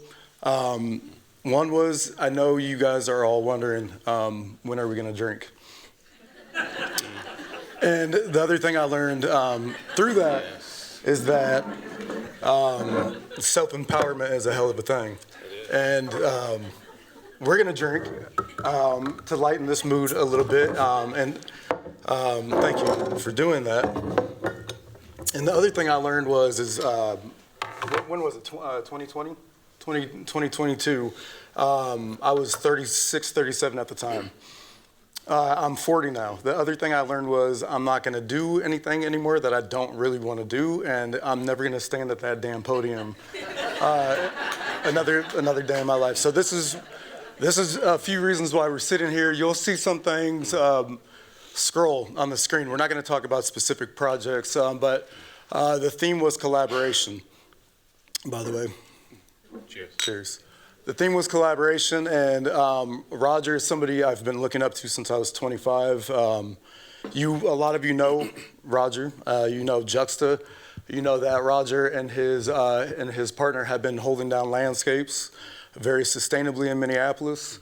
And when I was asked to do this, and of course we all love John to death, it was an honor of mine, but I couldn't sit here in good faith and talk and think about collaboration without having Roger next to me. Thank you. Yeah, so I'm honored to have you up here with me and honored to think about and talk through collaboration through John's beautiful 10 years at the Loeb. So just wanted to start with that. Cheers. Cheers. Sorry. So we've been talking for a couple weeks now about bullet points and what we really wanted to get into.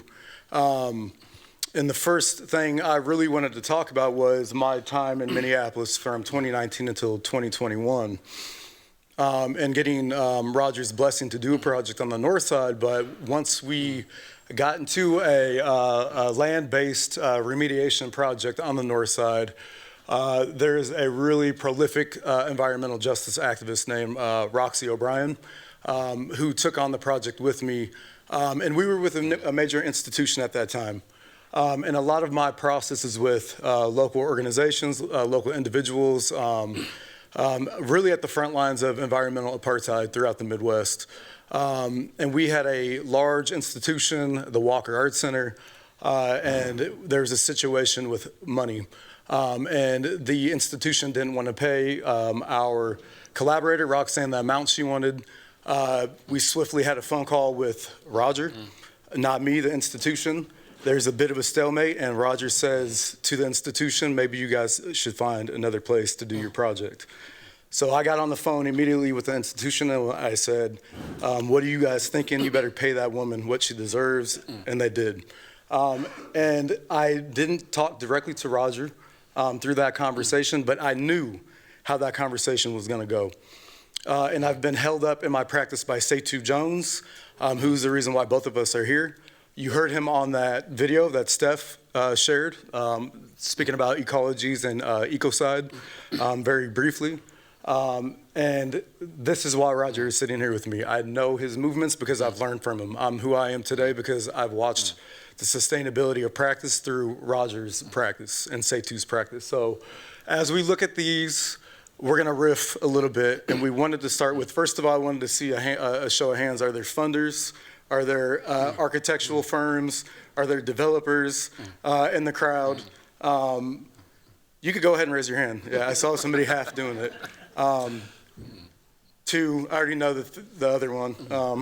3, 4, because we're going to get into some difficult conversations about what it is post-uprising and how to sustain one's practice and how to build away from and through that preparation of uprising and the collapse that follows. So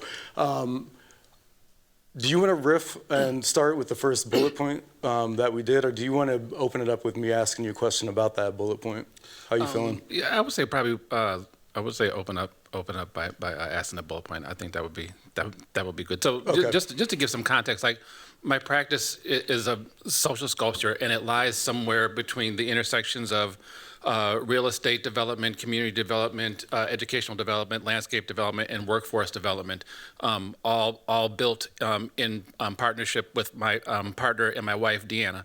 So this was a way to create space and place and bring resources to people who have been uninvested in for decades and decades and generations and that whole thing. So I guess that leads to the first bullet point. We really got to talking about local dynamics and sustainability. A lot of individuals know what happened in 2020 throughout the Midwest and the East Coast and the West Coast. A lot of individuals don't ask anymore what is happening in our community. So we had a conversation last night and today about the violence, the continued violence, and how to hold down space. And you updated me with some photos of some of the things that were happening then with just holding space armed versus institutions now. Who was it we were talking to? I think it was Eric. We were talking about funding sources and what happens during the uprising and what gets scraped off, the backs of black men and women when they're killed and what is given to communities at that time, but then what is lacking years afterward when, the cameras, the media leaves and that real work actually begins a rebuild. So how have you been doing that in Minneapolis in a way that is holistic and healthy for our people? So one of our youngest students at Juxta at about 6 years old was Jeremiah Ellison. And Jeremiah Ellison grew up to be, through Juxta, a city council member. And so he thought it would be good to reinvest some of the money that usually goes to the police department to invest in community, to build their own community safety strategies and de-escalation. And it got spun as like defund the police. And they took that in a very different way. The police started to not come when there was a car crash, when there was a domestic, when there was like anything like that. And so we had to train the people in the neighborhood, young people from, 10 years old to 24 years old, how to do community safety strategies, how to address trauma. And so those workshops came into play when the whole George Floyd thing was happening, meaning people were coming in from out of town and trying to set fire to institutions and just like the black areas of Minneapolis. And so this is the new building that artists had to come out and stand in front of to keep people from actually burning down the whole building. And that building was inspired by Howard University and Alhambra and places like that. So that was good timing. We didn't plan that at all. But when we talk about holding landscapes, we also talk about black land ownership. You'll see a lot of photos on here of landscape-based projects. Ones that take a lot of money, millions at times to get these projects off the ground. But what we really wanted to get into is the identification of this. We have to do this quite a bit in front of audiences like you guys, and a lot of you in the audience have to do the same thing as we're doing right now. And it's extremely extractive, especially when you are at institutions with so much wealth. And what we really want to get into today, for the sake of direct action, is how do we do this in a way when we have so many relationships with so many individuals and audiences like this who are interested in sustaining these practices, and we're left scrambling after the uprisings. So you'll see image after image, but also some of these images have endpoints to them. Some of these images, the projects aren't successful. They've had a life.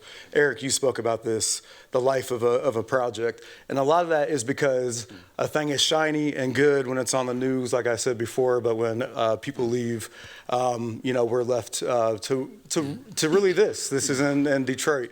This is Stellantis Chrysler factory where we are building a 5-acre forest to mitigate and block particulate matter and volatile organic compounds from coming into a neighborhood that is causing the third largest youth population suffering from asthma hospitalization. So these are the things we really want to get down to in just such a short amount of time. And I'm wondering if this is a thing that is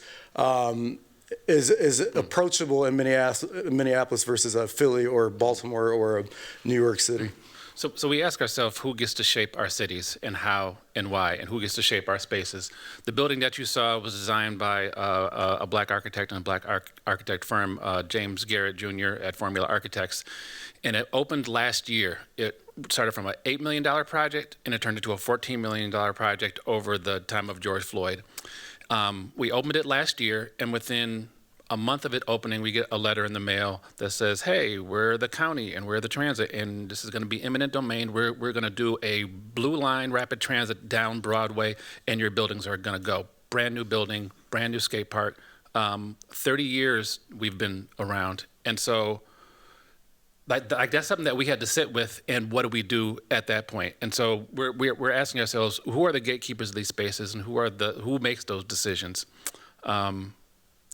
And working with the community, people in the community who've lived there for years, young people who are 10, 12 years old, started to build models, as architects and designers do, of Broadway, and began to go to grocery stores, began to go to community centers, began to go down to the city, began to work with the county on what is a better alignment. What is a more humanistic alignment?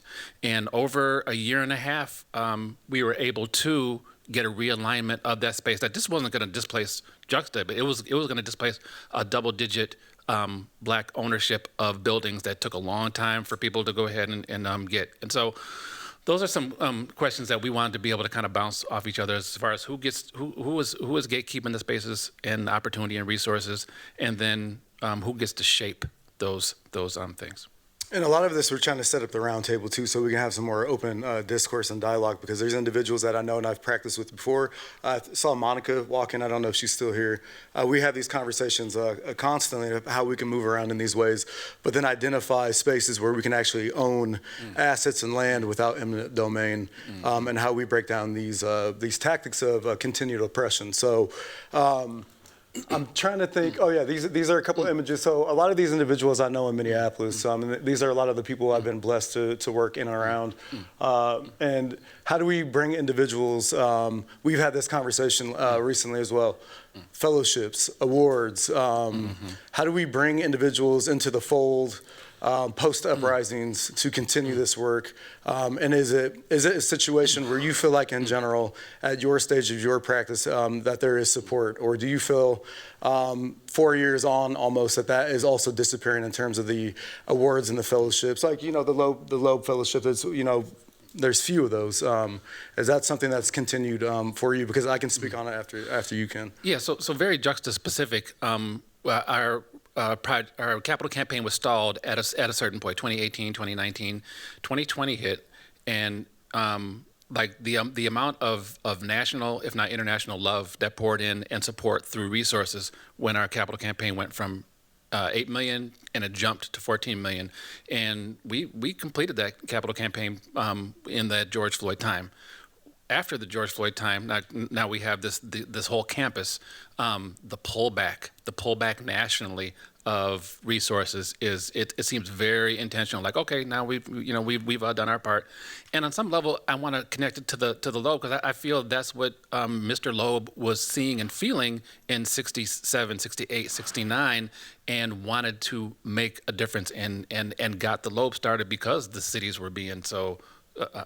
Just were not functioning and starting to topple. And I think people saw this getting ready to topple in 2020 and wanted to be able to put some money, but they didn't invest like John Loeb and keep that going. They just invested for like a year and a half, and now they're off to the next fun thing. And I was going to speak on it as well. John didn't give me any of my accolades or credentials I thought he was going to, so I'm going to brag a little bit for a second. Please. From 2020 to 2023, I was awarded the United States Artist Award, the Loeb Fellowship, a fellowship at Yale, the Soros Open Society Fellowship, the Guggenheim Fellowship. I'm not complaining. But what a lot of us are seeing right now, too, is that a lot of that's drying up. A lot of the language that was really used to get us from point A to point B funding-wise and to get us in these spaces is being used in a massive way. And I'm trying to pick my words specifically here because the appropriation of some of these dynamics of trauma-informed spaces, of healing spaces, is used very readily in these grants and these opportunities, and it's really washed out the field for a lot of us practicing. And like I said, I'm not complaining, but I don't know what the next step is in that for myself versus where you're at. So with people that have experienced generations of economic trauma, once you start to invest in that and then pull back, it's like you've built up something to a degree. Let's just say, and I'm using Juxta as an example, now we're a $3.5 million organization.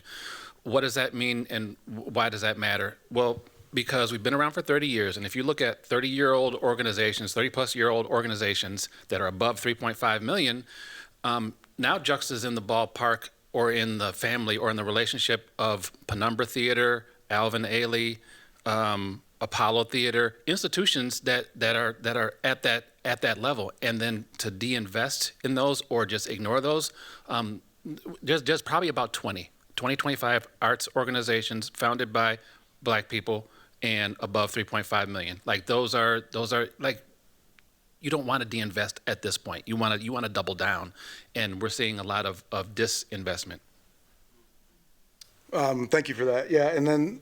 So to continue that, and I'm trying to figure out how I'm going to slip into firms and to slip into, because we're seeing a lot of this as well. We talked about this in depth of architectural firms, specifically landscape architect, developers, especially in New York. There's projects in Inwood I'm a part of right now in Harlem.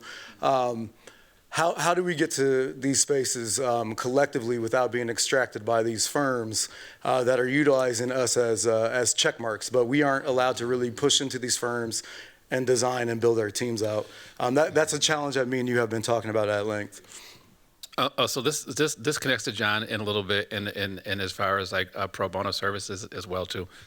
I think there's a way that firms can invest in the genius and the assets of people in the community. I know firms will like to do pro bono work, give work away for free. That stops people who already have those skills in those communities, but they can't give away their work for free. And so how can firms should bring those people, those firms, that excellence, those assets into those firms, and not just like on a temporary basis. They should, so they get 401k and health insurance and that whole thing. Internships don't necessarily help as much. You have to feed the fam, and you have to like that whole thing. So I think there's a way to be able to negotiate that without being extractive. And again, people will take free things because there's economic trauma. Anything that's free is good, and that's not okay. And I'm really hoping that for this roundtable and this Q&A, if we have time for this Q&A, there's notes being taken so we can really get to some of these, because I want this to be open discourse. One of the reasons I'm not standing at the podium either is I don't want to lecture at. So I know some of the power in this room, and this is very important and very dynamic in the ways in which we can build from something like this. So it doesn't end up being extractive for us in front of you guys. So I'm not going to take the full 20 minutes. I'm going to try to keep talking to you guys, but I know we're running a little behind for that Q&A. Do we have time to keep riffing a little bit, or can we open? Okay, we're not behind at all. Okay. So a little bit about these projects too, since we got to some of the meat. This is Detroit. This is the project of Phase 1 in Detroit. Malenka Clark gave us a good, healthy amount of funds from the Hudson Weber Foundation to do this project. But this is a Queen's crown with air monitoring system, so it's essentially a 35-foot PM 2.5 monitoring system that is in the shape of two queens, West African and East African queens that the community really identified with. So we're trying to build these spaces out as landscapes or vernacular landscapes that are culturally relevant to us and for us and by us, but that also mitigate and do an actual thing. So there's sculpture and direct action in that way. And what happens a lot of the times, this is at Malcolm X's birth site on a Superfund site in North Omaha. A lot of the time what happens with these is we get the write-ups. We get the shine, just like the uprisings as well. But then the sustainability wing, for example, this project was destroyed by COVID. The lack of sustainable funding and the lack of the organization to fund this, to stay afloat on their end, was really pushed down the road. So they become these spaces or these centers for protest. This is a George Floyd protest at that site, but they are deactivated in a really meaningful way, in a sustained way. So that Detroit project and this project in the gaze or in the action of mitigation and remediation needs these long-term sustainable wings to make them viable. So let's say you have 3 years of remediation or 5 years, whatever it is, to pull that toxin out of the soil, to treat it, to make these spaces viable for individuals to even grow food on. How do we do that when the shine wears off and you get a New York Times write-up and then that's it? How do we utilize Loeb Fellowship? And you guys see what I'm doing here, I'm sure by now, or at least I hope you do. How do we utilize these fellowships and the arms, the mechanisms we were talking about to not only sustain, but to grow these and to sprawl out, to retake landscape? Or when we talk about indigeneity, how do we give back? How is there this land back movement within that in a very viable way? So I didn't know if you wanted to speak on that with Juxta because of the position in North Minneapolis and the amount of land you guys are using. So when I came to the Loeb Fellowship, it was 2009, and we only had like one in a partial building. The investment that the Loeb afforded me to be able to do research and hone my skills. I'm somebody with like a GED, and so that investment from the Loeb helped build a campus, helped employ 50 plus people plus another contracted 20-something people, giving them health insurance and that whole thing. And so I feel it's my responsibility to be able to, when I get a project, a super shiny project that's nice, like a national project, let's say $100,000, it's my responsibility to bring other people into that so that can go into their portfolio, that can go into their bank account. And so the love is spread. Like that's a model that the Loeb Fellowship helped with the, from Jim Stocker to Sally Young to John Peterson. Like that's a part of what I do with the practice, and that I think that we should all be doubling down in if you're in philanthropy and if you're in if you're working in banks versus the trend of like that de-investment. And can you go in a little bit too to give detail or context to, does Juxta own all of the land that you guys are actually occupying in terms of programming? Have you been able to actually purchase or acquire that land long-term, or is it leased? And if you don't want to speak on that, don't. So, feel like you need to. Yes, and when somebody holds $7 million and says, hey, there's this thing called new market tax credits, so yes, we do own it, and we had to sign it over to a holding company with the new market tax credits, which is something that I didn't know about and or work with, and now we're in the middle of that. And so so do we own it? Yes.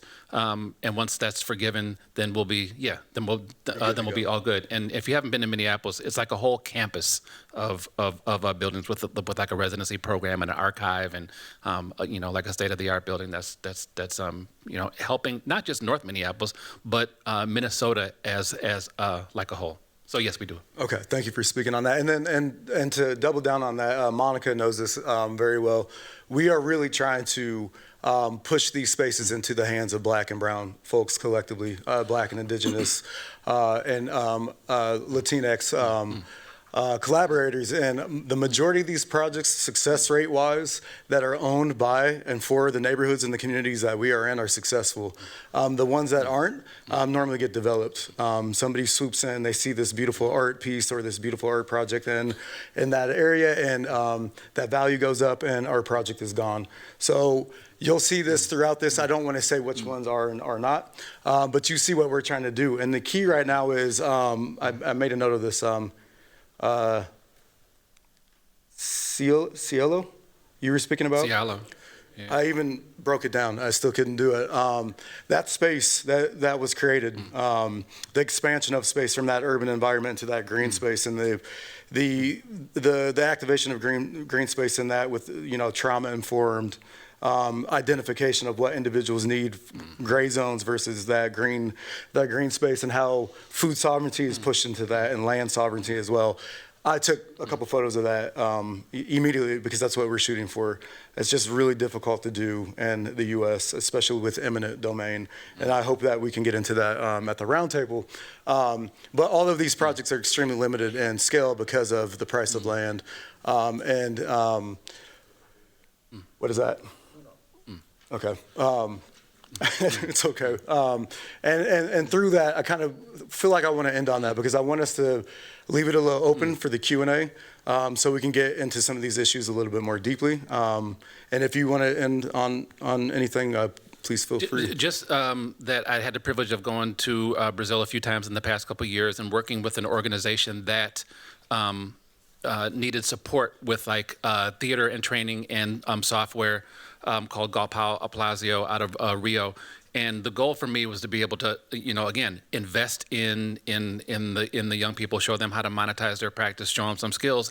And in return, again, you don't want to just be the people who are always, you know, the poor people who you're always giving to.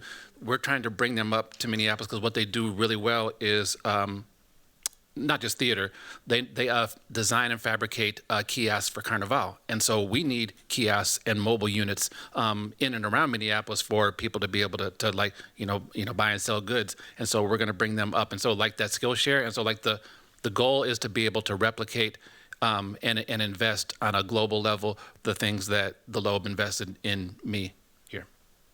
Thank you. Yeah, so with that, I'm not sure what the agenda is, but yeah, to open it up to Q&A at this point. So Thank stay you. where you are. Okay.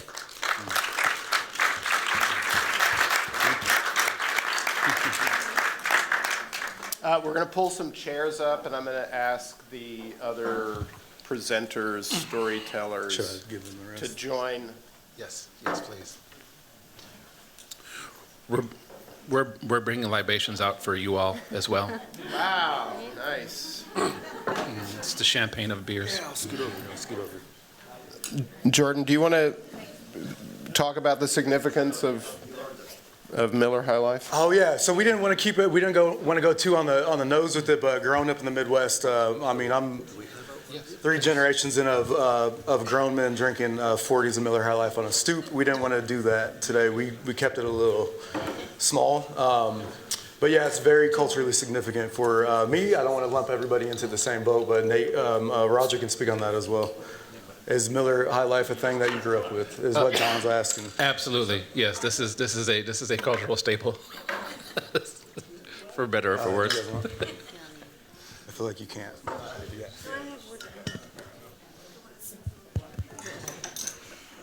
So I'm going to use a technique that I think can be useful. I'm going to ask for multiple questions. Hopefully we have that many, meaning I'm going to see if I can get 3 questions to be asked, and then the group here can field those questions. And the value of that is, part of what's interesting is to hear what the questions that are coming from the audience. It's a way of actually getting more feedback from the audience. So are there any questions for anybody in this lineup here? Make them hard and angry and pointed and snarky.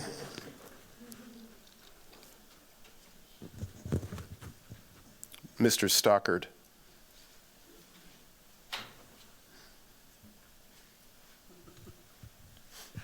A lot of you, not all of you, but a lot of you mentioned land in one way or another. And it does seem to me that certainly in the American context, owning the land is really, really important. And I wonder what your good ideas are for getting the land and keeping the land for the kinds of projects you undertake. Some of you probably know DSNI here in Boston, the Dudley Street Neighborhood Initiative, which does have certain levels of eminent domain power for its neighborhood, having argued with the city that we need to be able to take care of these properties we don't like in our neighborhoods since you're not doing it. And I'm wondering to what extent you all have creative ideas about how to use whatever sources. Instead of giving money to you for salaries, give money to you to control property. Instead of giving you money for tax relief, giving you money for controlling land. I'm interested in land. What do you think? So I want you to hold that. I'm going to try this. Is there another question?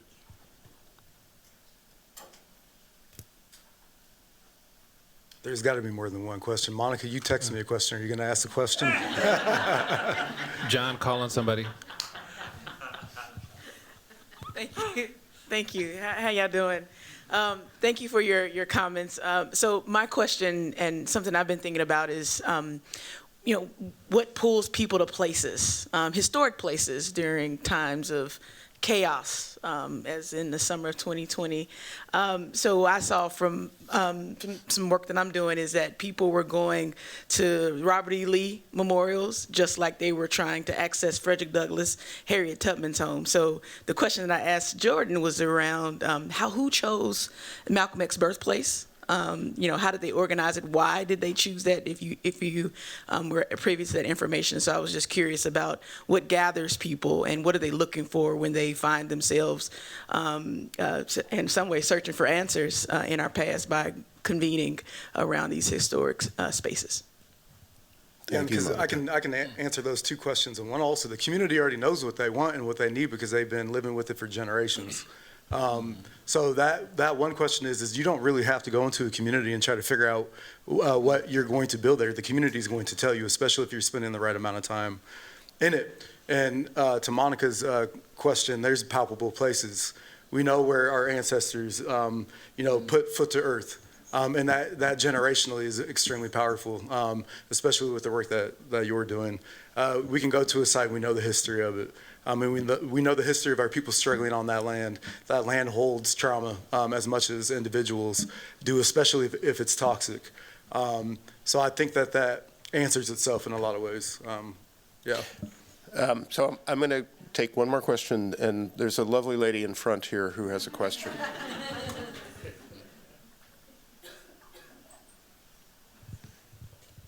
Thank you. Thank you all. So my question is about practice and, the essence of your own practices that are very different, but you all are trying to do something in an alternative way.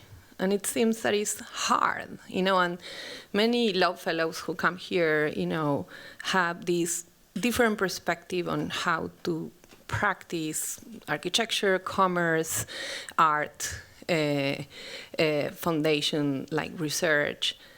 And my question is at this stage, do you think that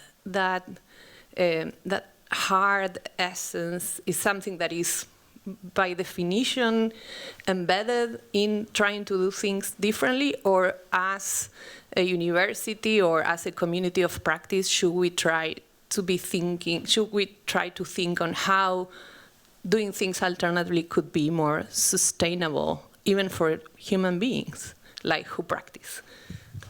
So any of you can answer any of the questions that you just heard.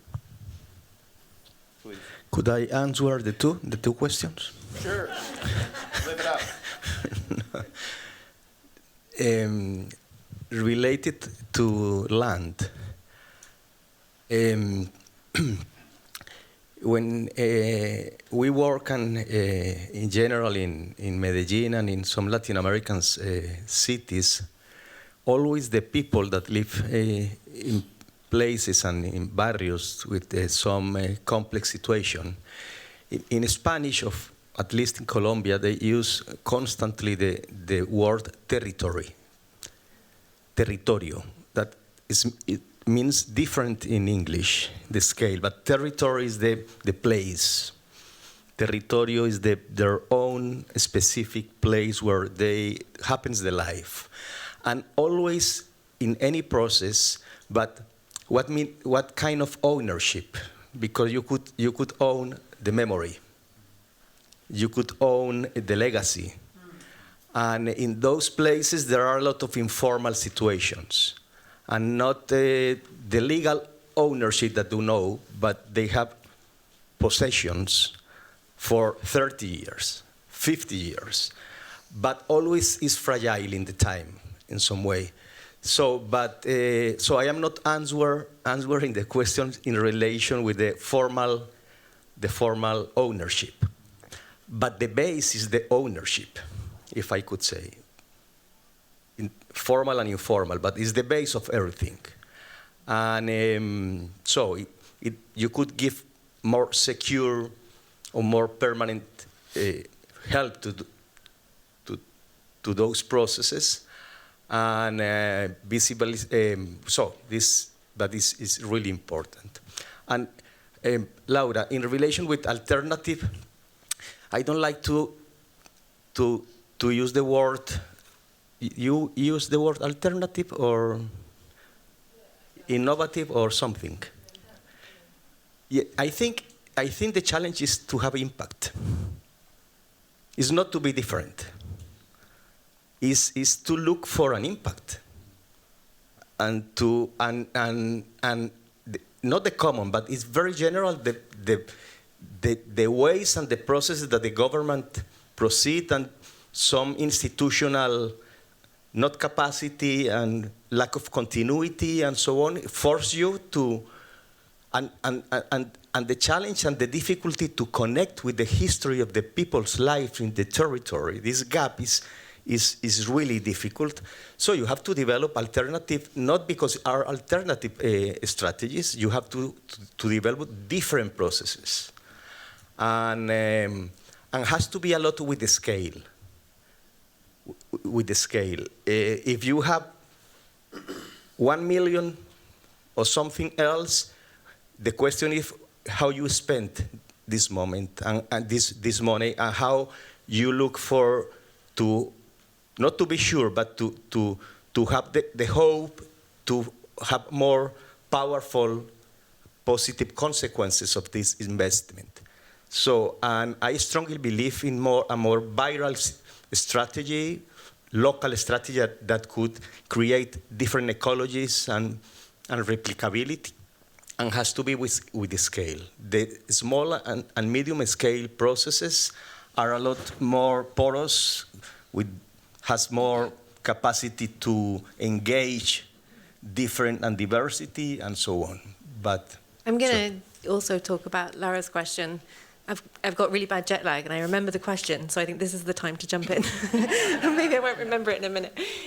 So yeah, I want to say about taking an alternative approach of the Loeb Fellowship. One thing that strikes me is my practice is really confusing for people because they can't put me in any box. Because, like, for example, I trained as a designer, but I'm a technologist. I started in the tech sector. I moved to the nonprofit sector. I used to be a funder. Then I started an NGO. Now I'm an artist and I'm a curator. And now I teach at the design school. People are super confused.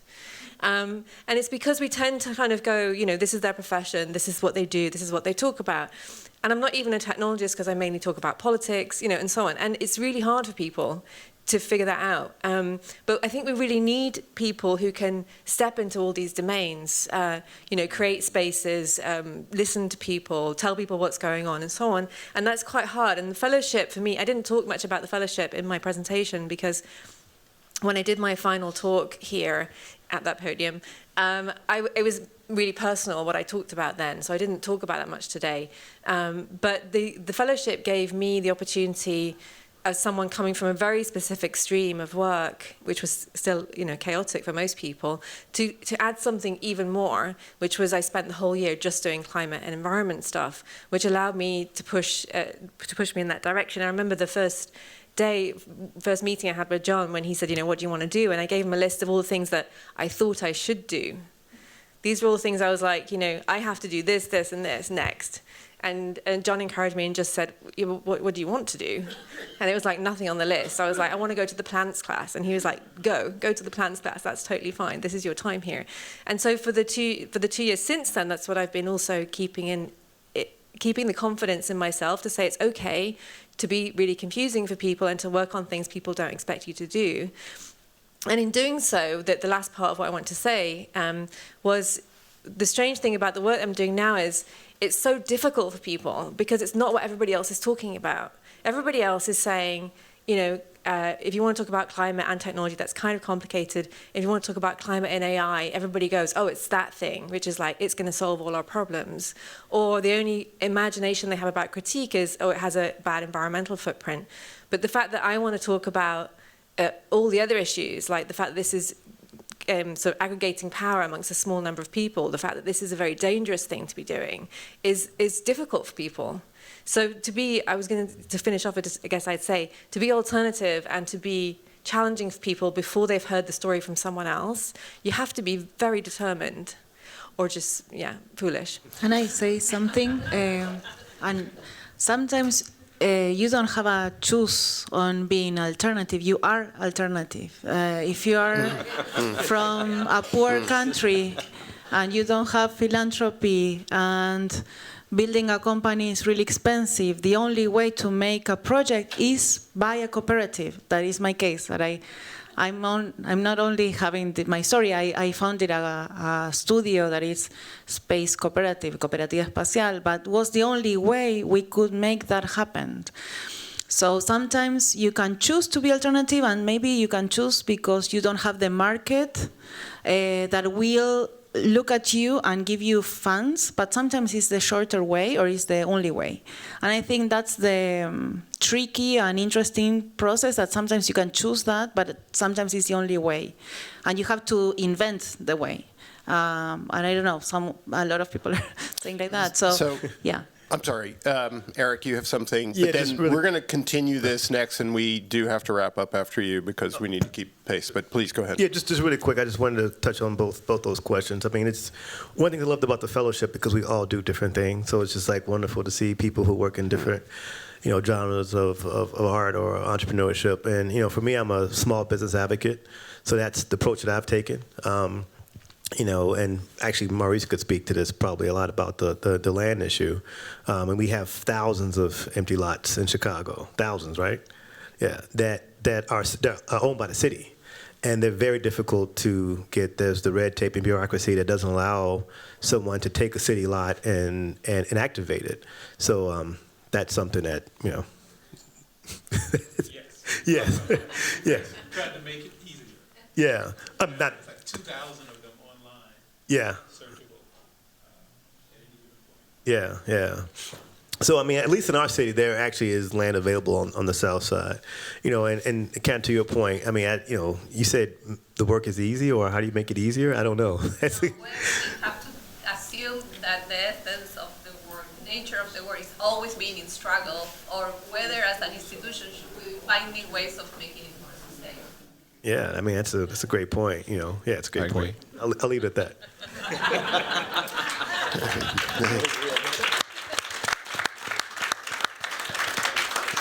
Okay, we're going to take a break here. It's 4:30. We're going to meet back here at 5 for a round table that's behind this curtain, and we're going to continue this conversation at that point. So see you back here at 5 o'clock. Thank you so much. Thank you.